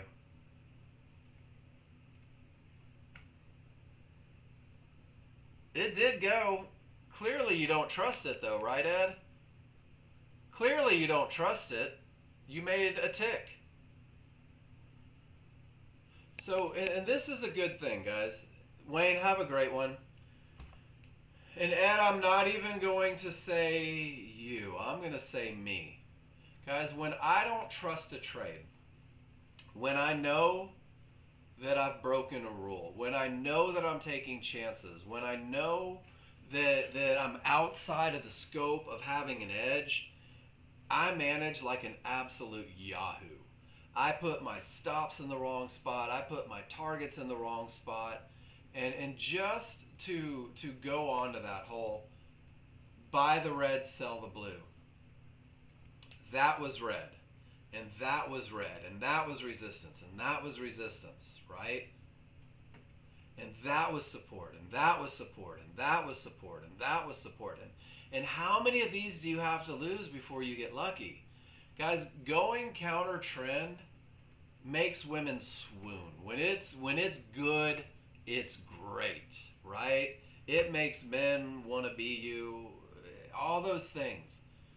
But the reality is, guys, that more often than not, you're going to lose that trade. More often than not, you're going to take a loser. More often than not, you are going to drain accounts rather than supplement them. So, Ed, do you, right? You don't need every tick. You don't have to be the first one in, guys. And there's one picture that I made. And this was a couple years ago. Because, Ed, you're not the only one to suffer from this affliction. There's this awesome idea. I hope it holds. I think resistance will hold. I want resistance to hold. I'm going to just jump in. More often than not, there's a fight at that area. Some degree there's a fight at that area. And when you finally get your indicators in line from that termination, it's almost always the same damn price. And it's how much can you lose, hoping it goes, rather than just waiting for them to say, hey, here we go. So I hope that's helpful. All right, Andy. Entry was delayed about 10 seconds. Okay. Triggers down strong into an area. Plenty of room for profit. Entry at 38.99.6. So the market is down and it pulls back. No areas on the small chart, but it pulls back to all the large chart goodness. Outer band, you take the close on the correct side of the triggers directly into a zone. But because of the strong side of the triggers, you're willing to take that shot. And 740 out at trouble. Blue line is not large chart, no large chart. What is the blue line? It is a large chart. Right on. So you let it pull back, you get on the right side of things, and you make money. Nicely done, Andy. Guys, when your read is the large chart is down, the large chart is strong, I've got room to trouble, you'll find a way. Stop loss above the pivot. And Andy, you knew about the trouble, right? And you said, because of the strong side, because of the room, I'm willing to take a shot. I'll manage this trade. And guys, that's what's exciting. Take and manage, right? It's like a bar fight. And I hope none of you have ever been in a bar fight. But if you have, you found the large chart does not affect the small chart on gold. I'm not sure what that means. But when everything is down, when you're on the strong side, when there's room, of course it does. The large chart leads everything, Andy. The large chart dictates what's most likely to happen. The small chart's just an entry chart. But when everything is perfect here, when the entry is easily defined, you've got one thing against it, right? Take and manage. Nicely done. When the large chart is right, guys, you can get away with shenanigans on the small chart that you couldn't normally get away with. If the large chart is wrong, these areas will crush your soul, without a doubt. Nice trade, Andy. I like it. Miss Jen, at time of entry, trade 1 and 2, triggers down, transition, room to trouble, pull back to the area. Let's look at your prices. Pull back to the area, closes directly into two zones.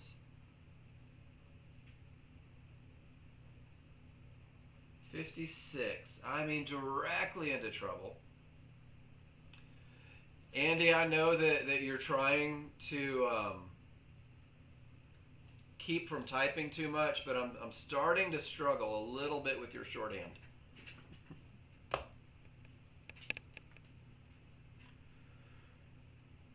So in at 56.50, out at 58.50, tiny little loss, avoidable loss, wouldn't you agree, Jen? From the transition side, with everything up, with no room, avoidable loss. And then you take the next one, in at 52, you let it get below trouble, and then you get out at the outer band, and it looks like you made it all back. Nicely done. Having that path makes all the difference in the world, guys. Room to trouble. I told you, most of the trading view losses that I see in this room are trading directly into areas. Andrew, are you asking about this one where you want to see where your entries and exits are on chart? Is that what we're asking? I want to make sure that I'm with you. Cool. Right click, go to data series, scroll all the way to the bottom to plot executions, and make sure that it says text and marker down there at plot executions. And you will have to do it for both charts. And that'll show all the historical everything that you do on the chart.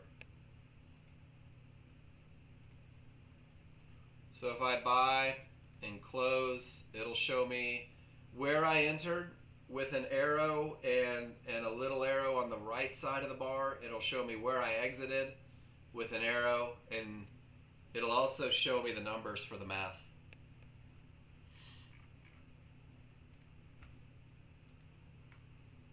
All right. My trade on gold last night, forgive no annotation, forgiven. My trial is up on the thing. There was odds favorable momentum to the downside. 50-50 trade, waited for the fib to break. So with all of this momentum, you let price get below the decision-making zone and then just jump the fudge in, right, Big Rat? Dustin, right? Just jumped in, just said, you know what? With all of this momentum below the bouncy stuff, I'm going to jump in and see if this bad boy won't go. Guys, this is one of the most common trades I see you guys taking. When you have momentum and room to targets, a lot of you guys are just jumping in. There's only one thing that I might add on this, and I know that it's exciting, right? And we're so focused on hitting that green line that we forget that having all that risk may not make sense, right? There's gonna be a point where you can pull that stop down to break even. You can say, I'm back below the next thing that could have caused a bounce. I don't want to lose money if there's some psychotic spike in the market. Does that make sense? That would be the only thing I could say about this one. And then you want to take it even a little bit more on these momentum trades? You guys want a little help on this one? I hope so, because that's what I'm here for. When I am in one of these trades, and this is your small chart, and everything is strong, and everything is down, one of the things that you're going to realize, let me go to the picture. I've got so many pictures. One of the things that you're going to realize is that that market will in fact continue down until it closes on the correct side of the triggers. It can't stop until it closes on the correct side, or the incorrect, the wrong side, the weak side of the triggers. So when you guys are taking these momentum trades, right, and you start getting deep into them, that reversal bar marker is an awesome place to chase the market. That reversal bar marker, you're really taking the idea, well, that's a horrible example because there's terminations everywhere. Let me pull up crude oil. We did this little drill in class once, and we found about $700 on a move that didn't even fit rules, that was just using momentum. But this picture right here, whether it is momentum up or momentum down, when you're following these trades and you're trying to get every ounce out of them, that reversal bar, that's the end of the party. And until that happens, here's a great example. Until that happens, that market's going down, right? And let's do it again. Until that close on the wrong side of the triggers happens, that market's going down. Guys, this is not a real trade. This is an example where you can say, I'm deep into a momentum trade, everything says down, I'm in it, I jumped in, and the only way this market is going to take me out is if they print a reversal bar on the wrong side of those triggers. Does that make sense? Guys, a lot of you jump in, but I see you holding through these big retracements when the only advantage you had was momentum, when the only advantage you had was path. And we'll watch it for a second because we're through all the pictures, guys. So it's just live chart reads. So now we're going to see, will it really continue down until it closes on the wrong side of the triggers? Does everybody see that my stop is right on that reversal bar marker? Which means that my small chart has to produce an up bar to take me out of this trade. This is something that I use on NinjaTrader when I have my last contract runner. Chariot, I apologize. I don't know how I missed yours. There's one of them. That was the first one you posted, right? Was there another one?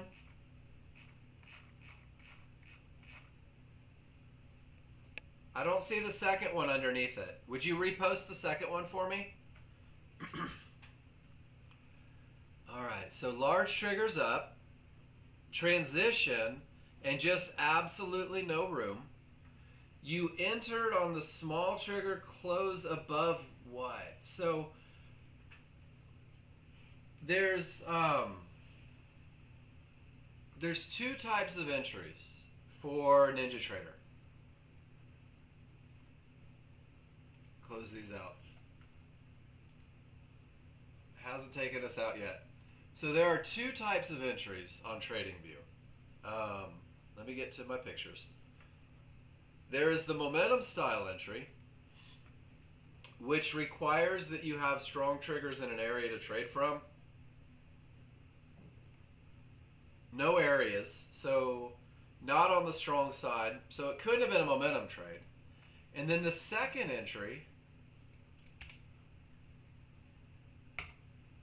is where you wait for the pullback and then the entry in here. And of course we didn't see that either. So there wasn't a trend trade, there wasn't a momentum trade. This is one of those things where you're like, man, everything's up, I sure hope it goes up. And that's okay. And the only thing, Chariot, is that you forgot to get to the other side of that big roadblock. And that's it. You just didn't have anywhere to go. Does that make sense? But after small triggers closed above, that's not a rule, right? That's something that you made up. That's not either of the entry rules. But I love your exit when they close below that loss of momentum. Great stuff. And just room to targets would be the real coach on that one. Room to targets. Large triggers up, transition, small triggers closed above, weak, little room to target. Love that the timer kept you out. I love that. Nice job. No trade. Sometimes there's no trade. I don't see any rules met for a trade. Your small chart should have large triggers on it. If you're going to try to take momentum trades, Chariot, you should have large triggers on your small chart. Look at that. They still haven't taken us out. So let me show you how to do that. Because remember, the large and small define momentum. So go to your drop down and go to trigger lines new and make sure that large trigger line outlines, large trigger line color, make sure that those are checked and you'll be able to gauge that momentum and make sure that you really do have strong triggers to carry you in those momentum style trades. You're welcome. Thanks for posting. Thanks for annotating. I know it's not fun sometimes. Check it out, guys. Well, we were talking, but look where the market started back up. It went all the way down, hit a target.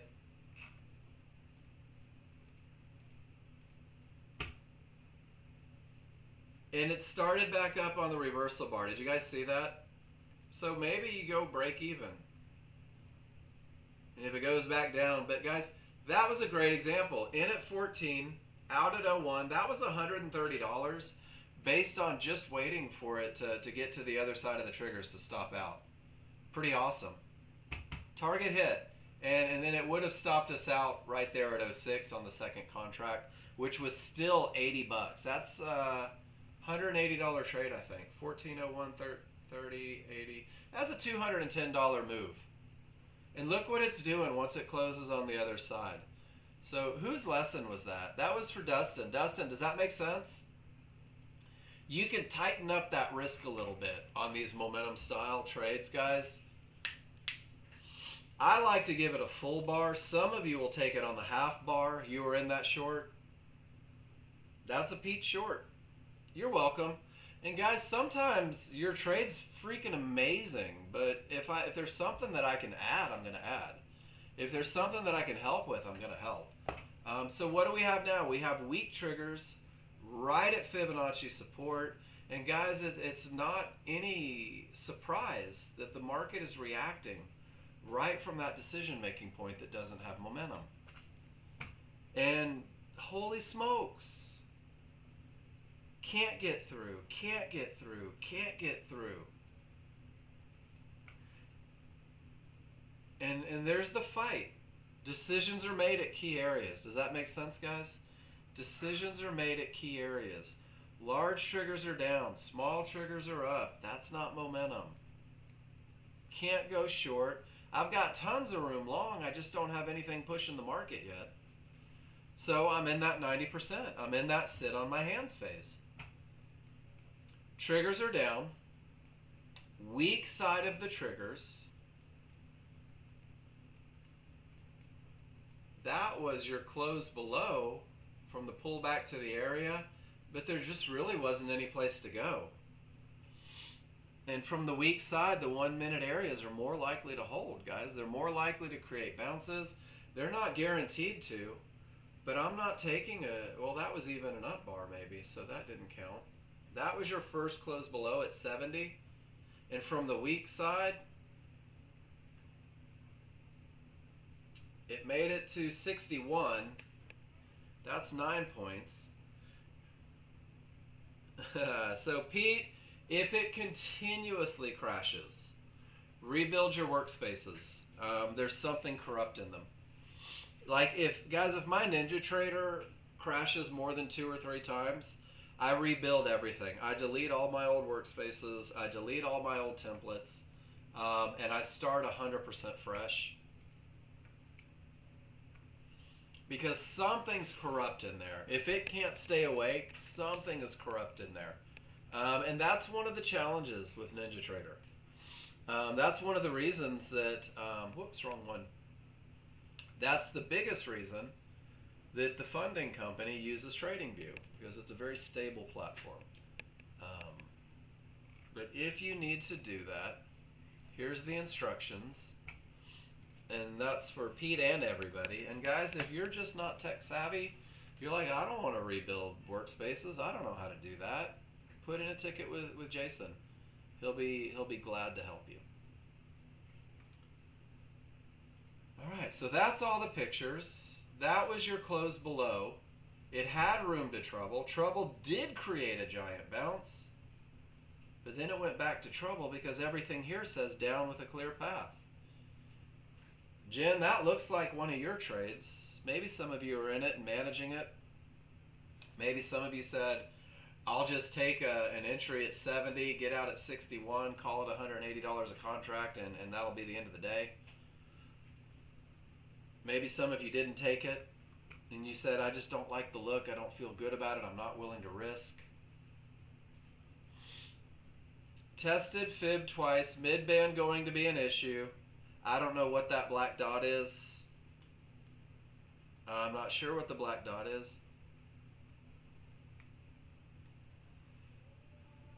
So Ed, no momentum, coming from a term.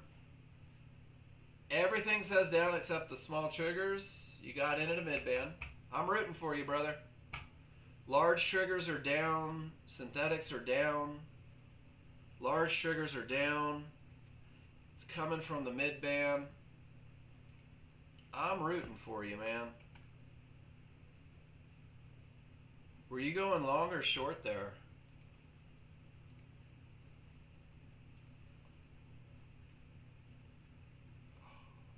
I guess with every indicator down, that mid-band's not a good long trade, huh?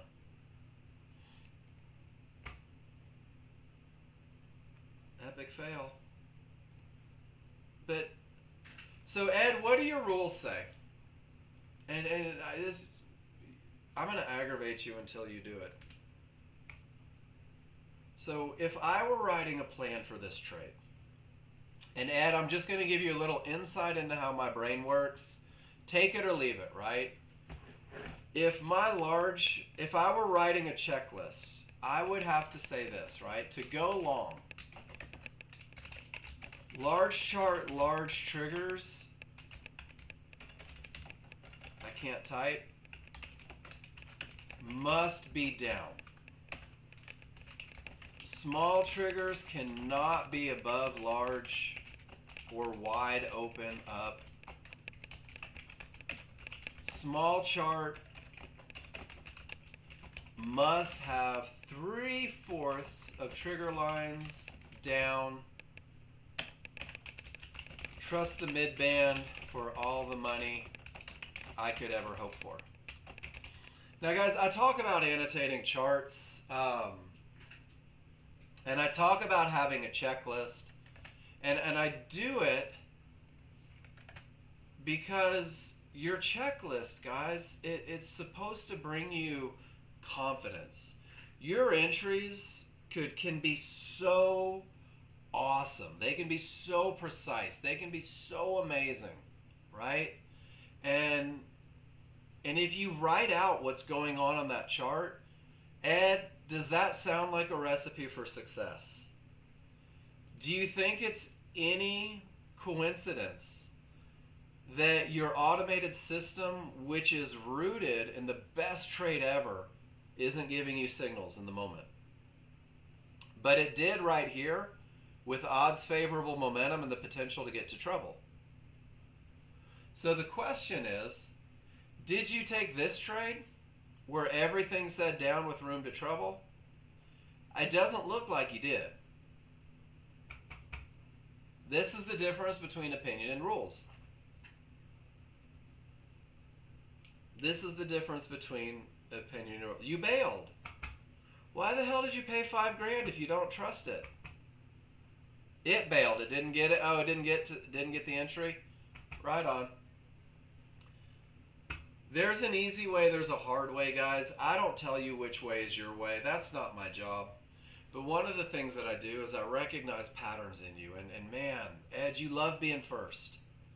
And that's okay. If you really want to be first, it's all right. I get drunk fingers in the morning with the carpet tunnels. Ed, if you really want to be first, man, if you want to go counter trend, if your desire is to not wait for the highest probability, get a range chart and learn how to use it, and at least wait for the HVA trade, right? At least wait for the HVA trade right from the termination you're dying to go short from. So now you at least have an advantage. And wait for the HVA long right from the termination, right? It gets you in as close to being first as you can get while still having an edge. Because when these large triggers are down, that market's more likely to go down than up.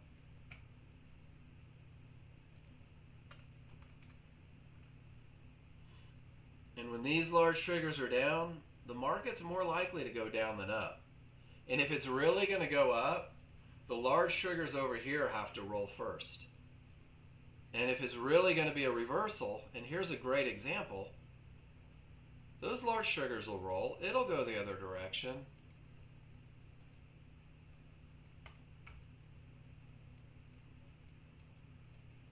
And sure as heck, it'll produce an opportunity. So my goal is to help you guys find the success that you're looking for. And part of that, guys, is recognizing the patterns in you. My pattern was trading directly into termination conditions. Really was. I did it for months. I would take the short directly into trouble, the long directly into trouble, guys. And it wasn't until John Novak started pointing out when I presented in the room, hey, you lose these so often. Here's how you fix it. So getting feedback is awesome. For me personally, accepting feedback was difficult in the beginning. Right here, the yellow, these are large swing 1-to-1s, Alex. They can be support in a downtrend. They can be resistance in an uptrend. They're 100% Fibonacci alternates. And then Dustin, the funding company does not use NinjaTrader. The funding company uses TradingView, is the most common. TradingView is the one that I teach on. There are other platforms that can be used. But with 100,000 users or 100 million users, let me see if I can find it here. Supported platforms. So there's quite a few that you can clear through AMP with, but you can't use NinjaTrader. Did you know that 90% of our tech work for the longest time was trying to help people fix NinjaTrader crashes and trying to work ways around it? It wasn't even, yeah, Top Step dropped Ninja too. You can definitely use Tradeovate, Rhythmic, stuff like that on TradingView. I like Ninja. Don't get me wrong. I like Ninja. I like TradingView 1,000 times more. Guys, that short is still going. Because I need the patience that this bar timer provides in my own world, in my own life. And I think because it's bigger and slower, there's a little more waiting, but I think that there's also a lot more opportunity for me, the way I trade. But Ninja's amazing. I still play on Ninja in the afternoons. I still go through and use that automated system and work on discretionary management. It's just how my brain works. I like to stay busy. But I do all of my actual trading over here on TradingView. So Big Rat, you say you've been burned on minute style candles, right? Did you have a plan that gave you an advantage using them? Or did you just hope shit worked out and that happened to be the candle you were using? Because I've got a plan to use minute candles, and my plan revolves around understanding that minute candles aren't Rinko, that minute candles take a long time to produce, that minute candles need a different read, and minute candles need a different entry, and minute candles will even need a little different management.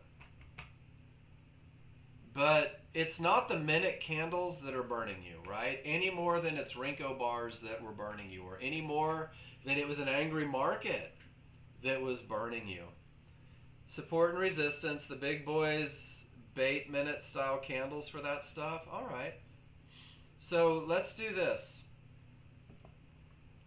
Just for grins, minute style candles.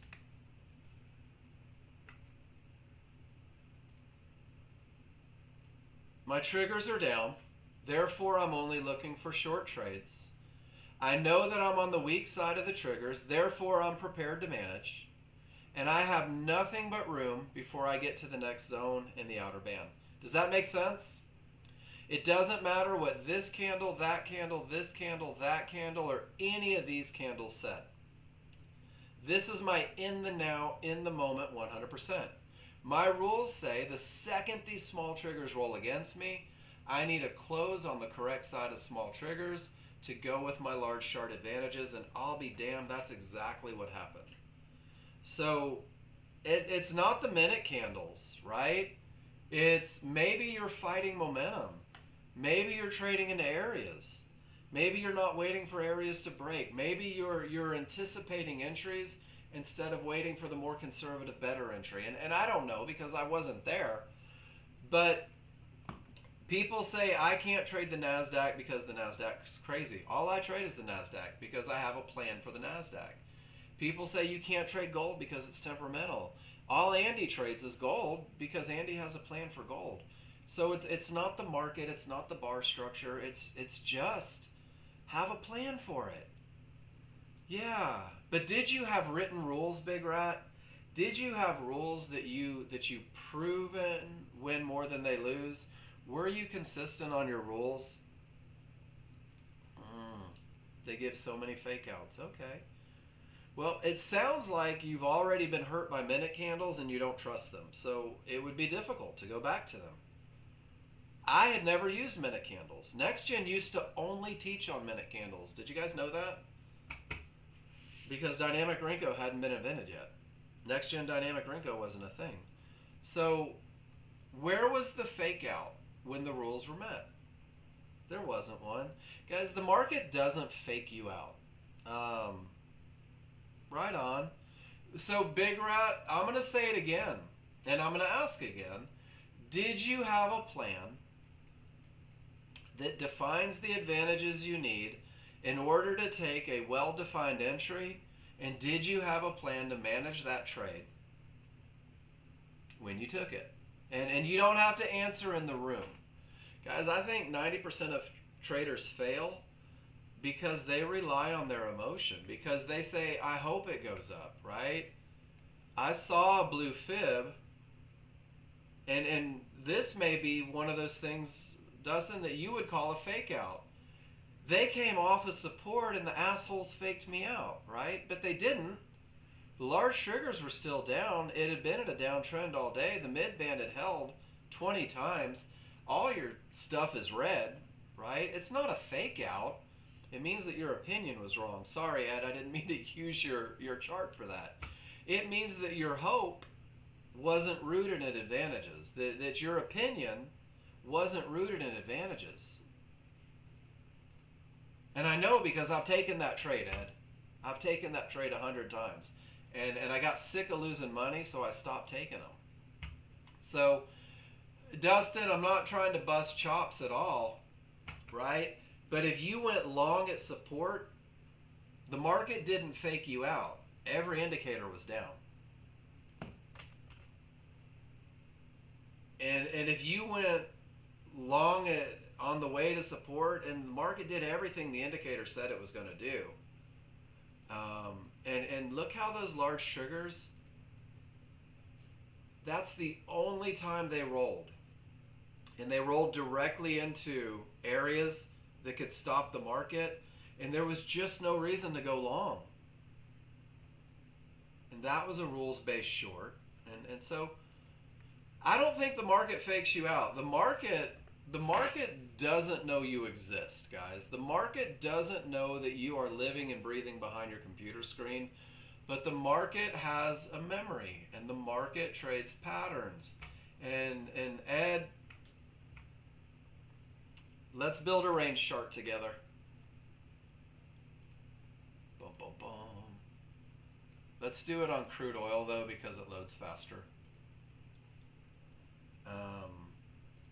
So Ed, new charts, crude oil. All right, you just need the template. So you need 8 range, market flow, 2 fast triggers. 8 range, market flow, 2 fast triggers, Ed. And I feel like I just handed a 4-year-old a chainsaw. Ed, if you are going to try to catch turns, you still need a checklist. You still need rules, right? Building a range chart is not where the success comes from, guys. Buying a hammer doesn't make you a carpenter. Sitting in the garage doesn't make you a car. Hopping in the oven doesn't make you biscuits, guys. You gotta learn. You gotta learn how to do what it is you want to do. It doesn't just happen. They use these popular zones that people are using these days to build liquidity, but yeah, rules and something different, and your simple approach is why I'm here. And that's why I'm glad to have you here. Could you imagine believing that every line and all of the zones, guys, all of the supply and demand zones, all of Fibonacci is based off of historical.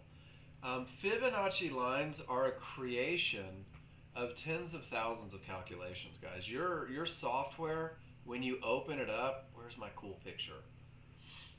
It goes back 10 days. And every pivot, every swing, every move, every Fibonacci calculation is executed. And guys, over 10 days, there's a lot just in one time frame. Your software builds synthetic time frames. It projects forward. It goes backwards. There are literally every one of these Fibonacci lines. How could you be expected to trade that, right? But, so Big Rat, when you're getting these areas, who's creating them, right? What do they trust? What are they going through? When your algorithm runs, guys, that's what creates these lines. That's what gives you these solid areas. On TradingView, we did the math and we did the study. And chart prime zones are freaking outstanding. They really are. But when John Novak created the software, guys, when he created these fibs, the algorithm for it, he was in contact with a friend of his that was in the pits in Chicago. And it was when Nexgen's areas were finally within 50% of the potential turning points. That's when Nexgen went live almost 30 years ago. That's when the T3 software was built.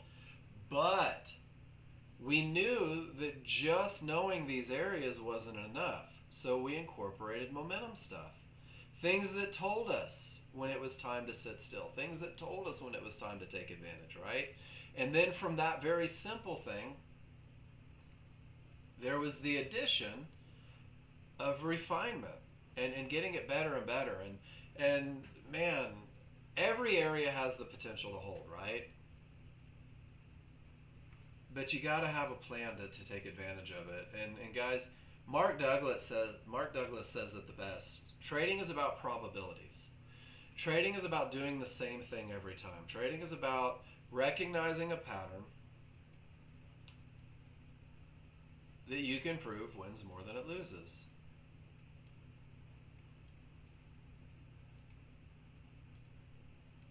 There's one in the morning. Being able to almost predict what the market's going to do because the market has done it 10,000 times before. Do you guys see it? There it is again. Momentum and path. This was 5:30 in the morning. Pull back to the mid-band inside of triggers. Didn't make it 5 ticks beyond the retracement zone. And guys, it is nothing but money. Now here's the question. Here's the question. And this is what separates the novice traders from the profitable traders. This is what separates the winners from the losers. And you're going to hate this because we all see ourselves in this.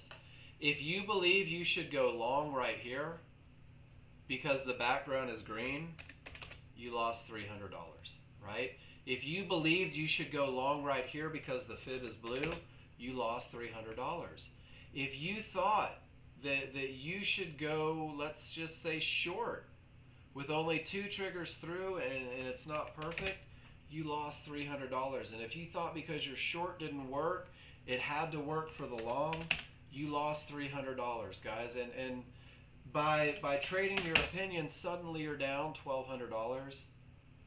And by the time the perfect trade sets up, you don't trust it. And you don't take it.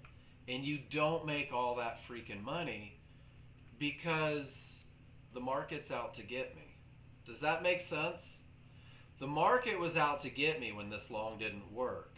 And the market hates me because that short didn't work. And the market thinks I'm a rat bastard because this long didn't work. And the market put a hit on me because this short didn't work. Guys, the market is doing everything the market does. The pattern that's been proven to win more than it loses was probably worth, we'll just say $750, right? And because of all of your opinions and because all of your hopes and all of your desires that weren't rooted in advantage, you're still down $550 on the day if you took this trade. Now the key is to eliminate opinion, trade patterns you can prove, provide an edge, and the most important thing, sit on your hands when you don't have that edge. That is the most difficult part of trading, guys. That's 90% of the day. 920% of the day. There's those drunk fingers again. 90% of your day, guys, is not doing a damn thing so you can keep all the money when it's perfect. And with that, I'm going to jump out from behind the pulpit and I'm going to take 5 minutes, guys, And Dustin, thank you for being a good sport while I went on a tirade. It wasn't directed at you. But guys, this is the most common idea in the market that makes traders fail. It's that opinion. It's that belief that I'm entitled to all of the money and not the best money, not the easiest money, not the money rooted in advantage. I refuse to wait for the best because I need to be first. I refuse to wait for the best because I hope that this breaks, and I hope that this breaks, and I hope that this breaks. When all I had to do is take two of them, 3 hours apart, make my money, go to the golf course. All right, guys, I'll be back in 5 minutes. Andrew, we will start with yours.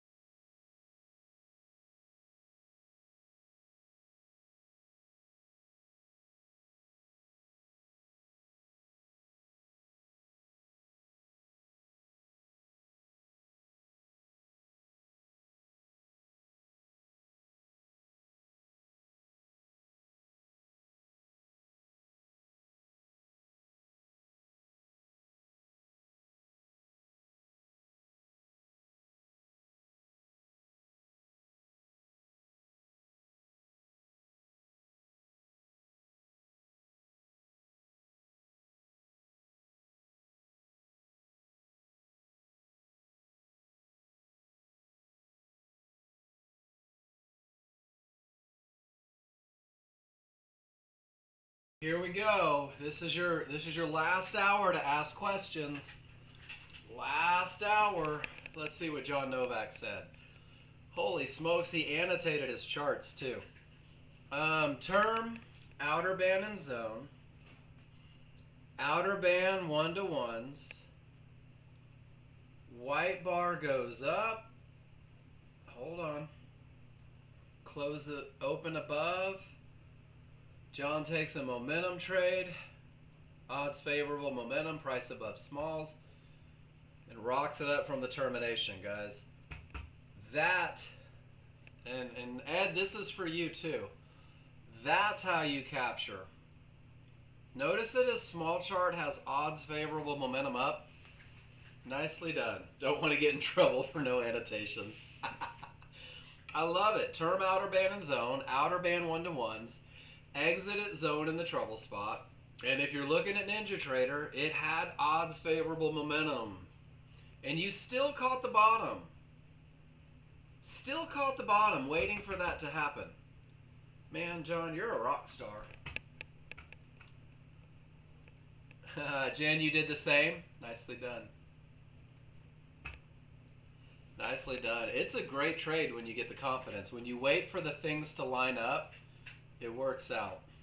Good stuff. All right, Andrew S., let's see what you did, my friend. Everything's head down with momentum. You hadn't reached trouble. You took, since there's not annotations, Andrew, I'm going to make an assumption. You can tell me if I'm right. I don't know. Since there were no areas inside of triggers, you allowed the bar to start down and sold it at the halfway point. Is that right? Because you knew that it was the perfect look, but you couldn't define entry, you forced it to head in the direction of your trade. And then from there, it was just easy sailing all the way down to Profitville. Nice trade. Nice trade, Andrew. I love the patience on the entry. Love the patience on the entry. Great job on that one, man. Nice.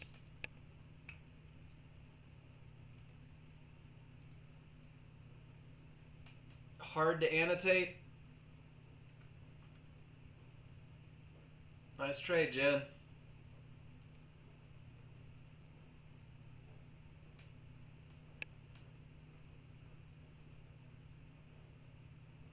Pull back on the 13-2? Really? Where was it? Where was your pullback, Jen? Was it that little snap to the fib, then you got in on the way up? Right on. I think this was probably your pullback. That was the momentum style, and then it turned into the pullback, but you had all the advantages, and you're like, let's go, baby. All the way up to trouble. Beautiful trade. John's was a better stop before. Well, you must have had your stop behind the fib. I like it. I mean, that's a lot of money. Nicely done. Well, he better. He's been doing this longer, Jen. He's been doing this longer. Yours is still pretty outstanding. Nicely done. Guys, does everybody see that termination condition still hasn't broken? But everything is still pointing down. This is literally the fight. This is the buyers and sellers trying to figure out who's going to win. And it's not clear yet. The large triggers are still down. The synthetics are still down. Everything is down. Uh-oh, Ed. Weak bottom. No areas inside of triggers for the short, and sure enough, it went all the way up to the midband. Large triggers didn't follow. There's your gap theory. Pretty cool. I love that. What would you guys like to talk about? What's on your mind? What's going to make you happy?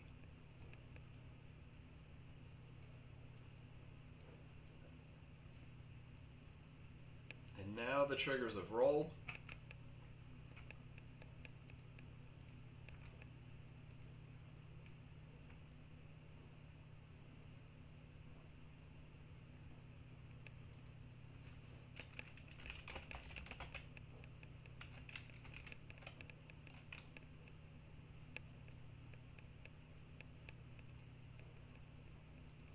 Nobody?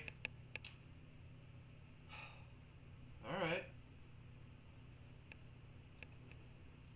Let's see. Now I'm just going to bore you with a bunch of stuff. Let's see what I have to share.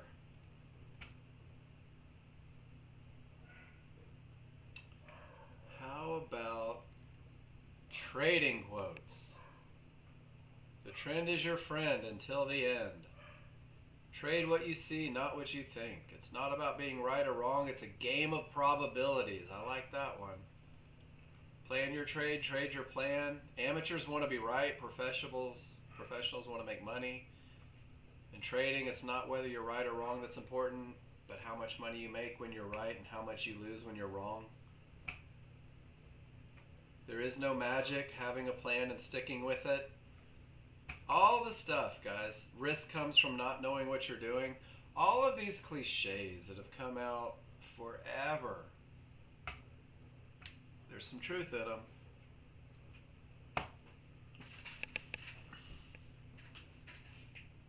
There's some truth in them. You try to take a picture at a major stop move and end. Yeah. How many pictures do you take in a trade, John? Does it depend on the move and the speed? 3 if you can. Here, I'm going to show you guys this. Hopefully it doesn't give anybody a seizure when I scroll. I did that yesterday. This is my trades, guys. Starts right here. So this was a move, and these are the pictures that I take during a trade. So I got in right after entry, annotated what it was, and I didn't annotate till the end. I just took the picture. It was up, it was transition, I had room to targets. The market pulled back to the area, the 1-to-1s there, I had an HVA as well. There's my close on the correct side of the triggers. There's my Ys. And then the next picture I take is I got a new pivot, so I created a new stop, and I said, notice that the strong is still up. Working on my management, reasons to move stops. First target hit, and I went to break even. I took all of the risk off of the trade. And then when I hit the outer band, I get another pivot, new stop. I've got the money locked in. And guys, this is all one trade. It's out the outer band, and guys, my stop is behind the 1-to-1s, behind the HVA, below the bottom of that bar, because both of these fit the rules for a momentum trade. Both of these are entry spots, and my stop is where the market shouldn't go if those entries work. And guess what? They got me. They spiked down, and they took me out of the trade. And then when the trade is over, guys, this is what I do. When the trade is over, I ask, with odds favorable, momentum, with nothing in the way, did it make sense to tighten up, or was it an arbitrary number? I want to make sure that I'm following my plan. And guys, the idea is that if the market can push below 2 perfect entries, someone on the opposite side is pushing. And guys, the market crashed down right from that point. And it wasn't, this whole trade had nothing to do with hope. It had nothing to do with desire for bigger wins or anything like that. It was a very logical approach to simply saying, this is where they're going to have to get me to take me out of this trade. And I'm recognizing it. And guys, that's management right there. The willingness to exit, even though you want to make more money. There was nothing in the way on the large chart, but the small chart showed me change. That one was what, 17 to 25, so 8 points there, 8.5 points there, and 17 to 22, another 5 3/4 there. So it's about a 14-point move. It's about a $280 trade. That's not bad for a couple minutes of your life, right? But that's a good example of how I take pictures every trade if there's time. Because I can go back and study it, and I can make sure that my management makes sense, and I can make sure that my stops had reasons behind them. and I can make sure that my profit targets were where they were supposed to be. And John says there are always multiple trades in a day. Even if you don't get all of it, you just need 0.05% of daily range up and down to make a fortune. That's it. And that's 100% right. And it takes a while to get that mindset, to believe that it's not all yours. Just take what is yours. Take what the market gives, right? Act in your own self-interest. And you'll be amazed at what you pull off.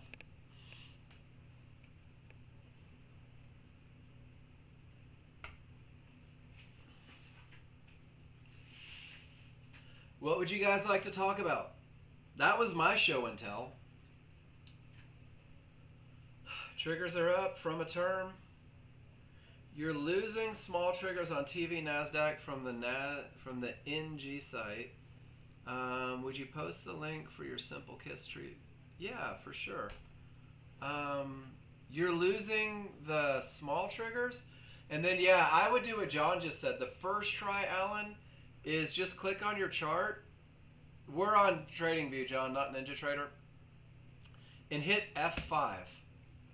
So if you click on your chart and hit F5, it'll reload. It'll reload the tab. So reload it, and a lot of times if something's missing from your workspace, it'll go back in and recalculate it.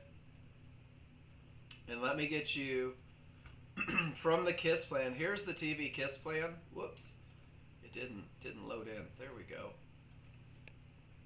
There's the TV KISS plan, and from the TV KISS plan is that very minimal site. So you'll have to hold down Control and click on it, and it'll open up the site over here.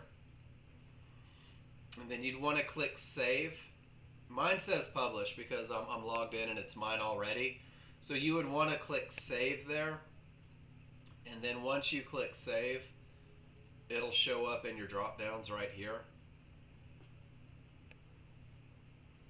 Or I can copy the link to the one that I have right now and drop that in the room too. So there's a ton of opportunity for there to get back to where you need to be. And then guys, remember, if I'm ever not present and not here, maybe class isn't in, maybe it's just later in the afternoon,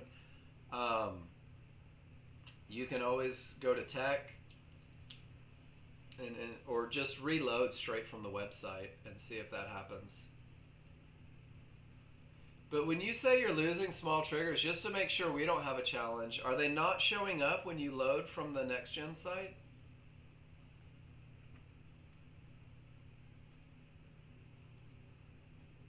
Because if there's something we need to fix, I want to make sure that we fix it. I love that it says instructions, John. That's like a surefire way to make sure nobody goes to that point. I just want to see what it comes up as.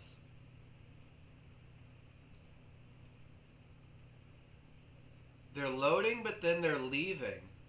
Okay. So let me give you one more option. It's weird that they would leave. I can't.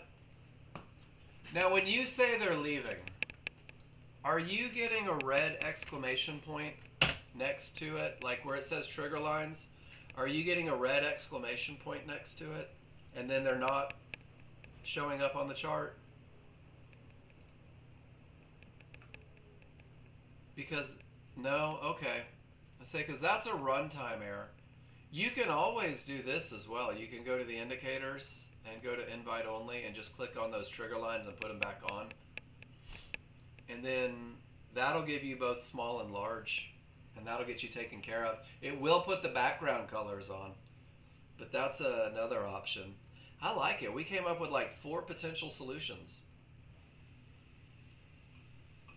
Maybe I am ready to be a tech guy. Probably not. Probably not. John says, area to hold, keep buying. The momentum is up. He gets in on the pullback at the area. That was close, John Novak. Only 2 triggers, divergence. locking it in.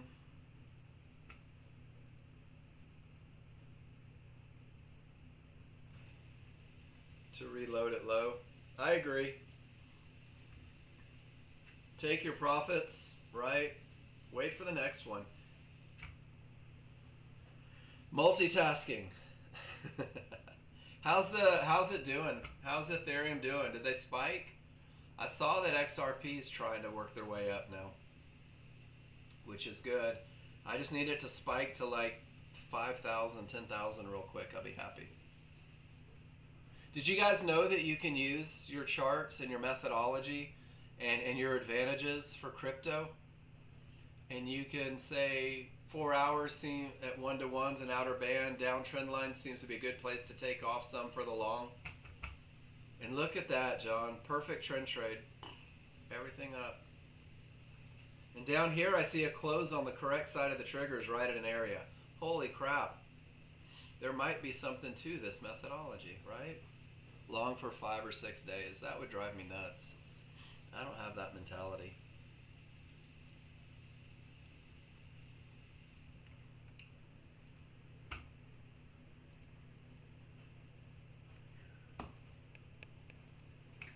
All right, everybody stop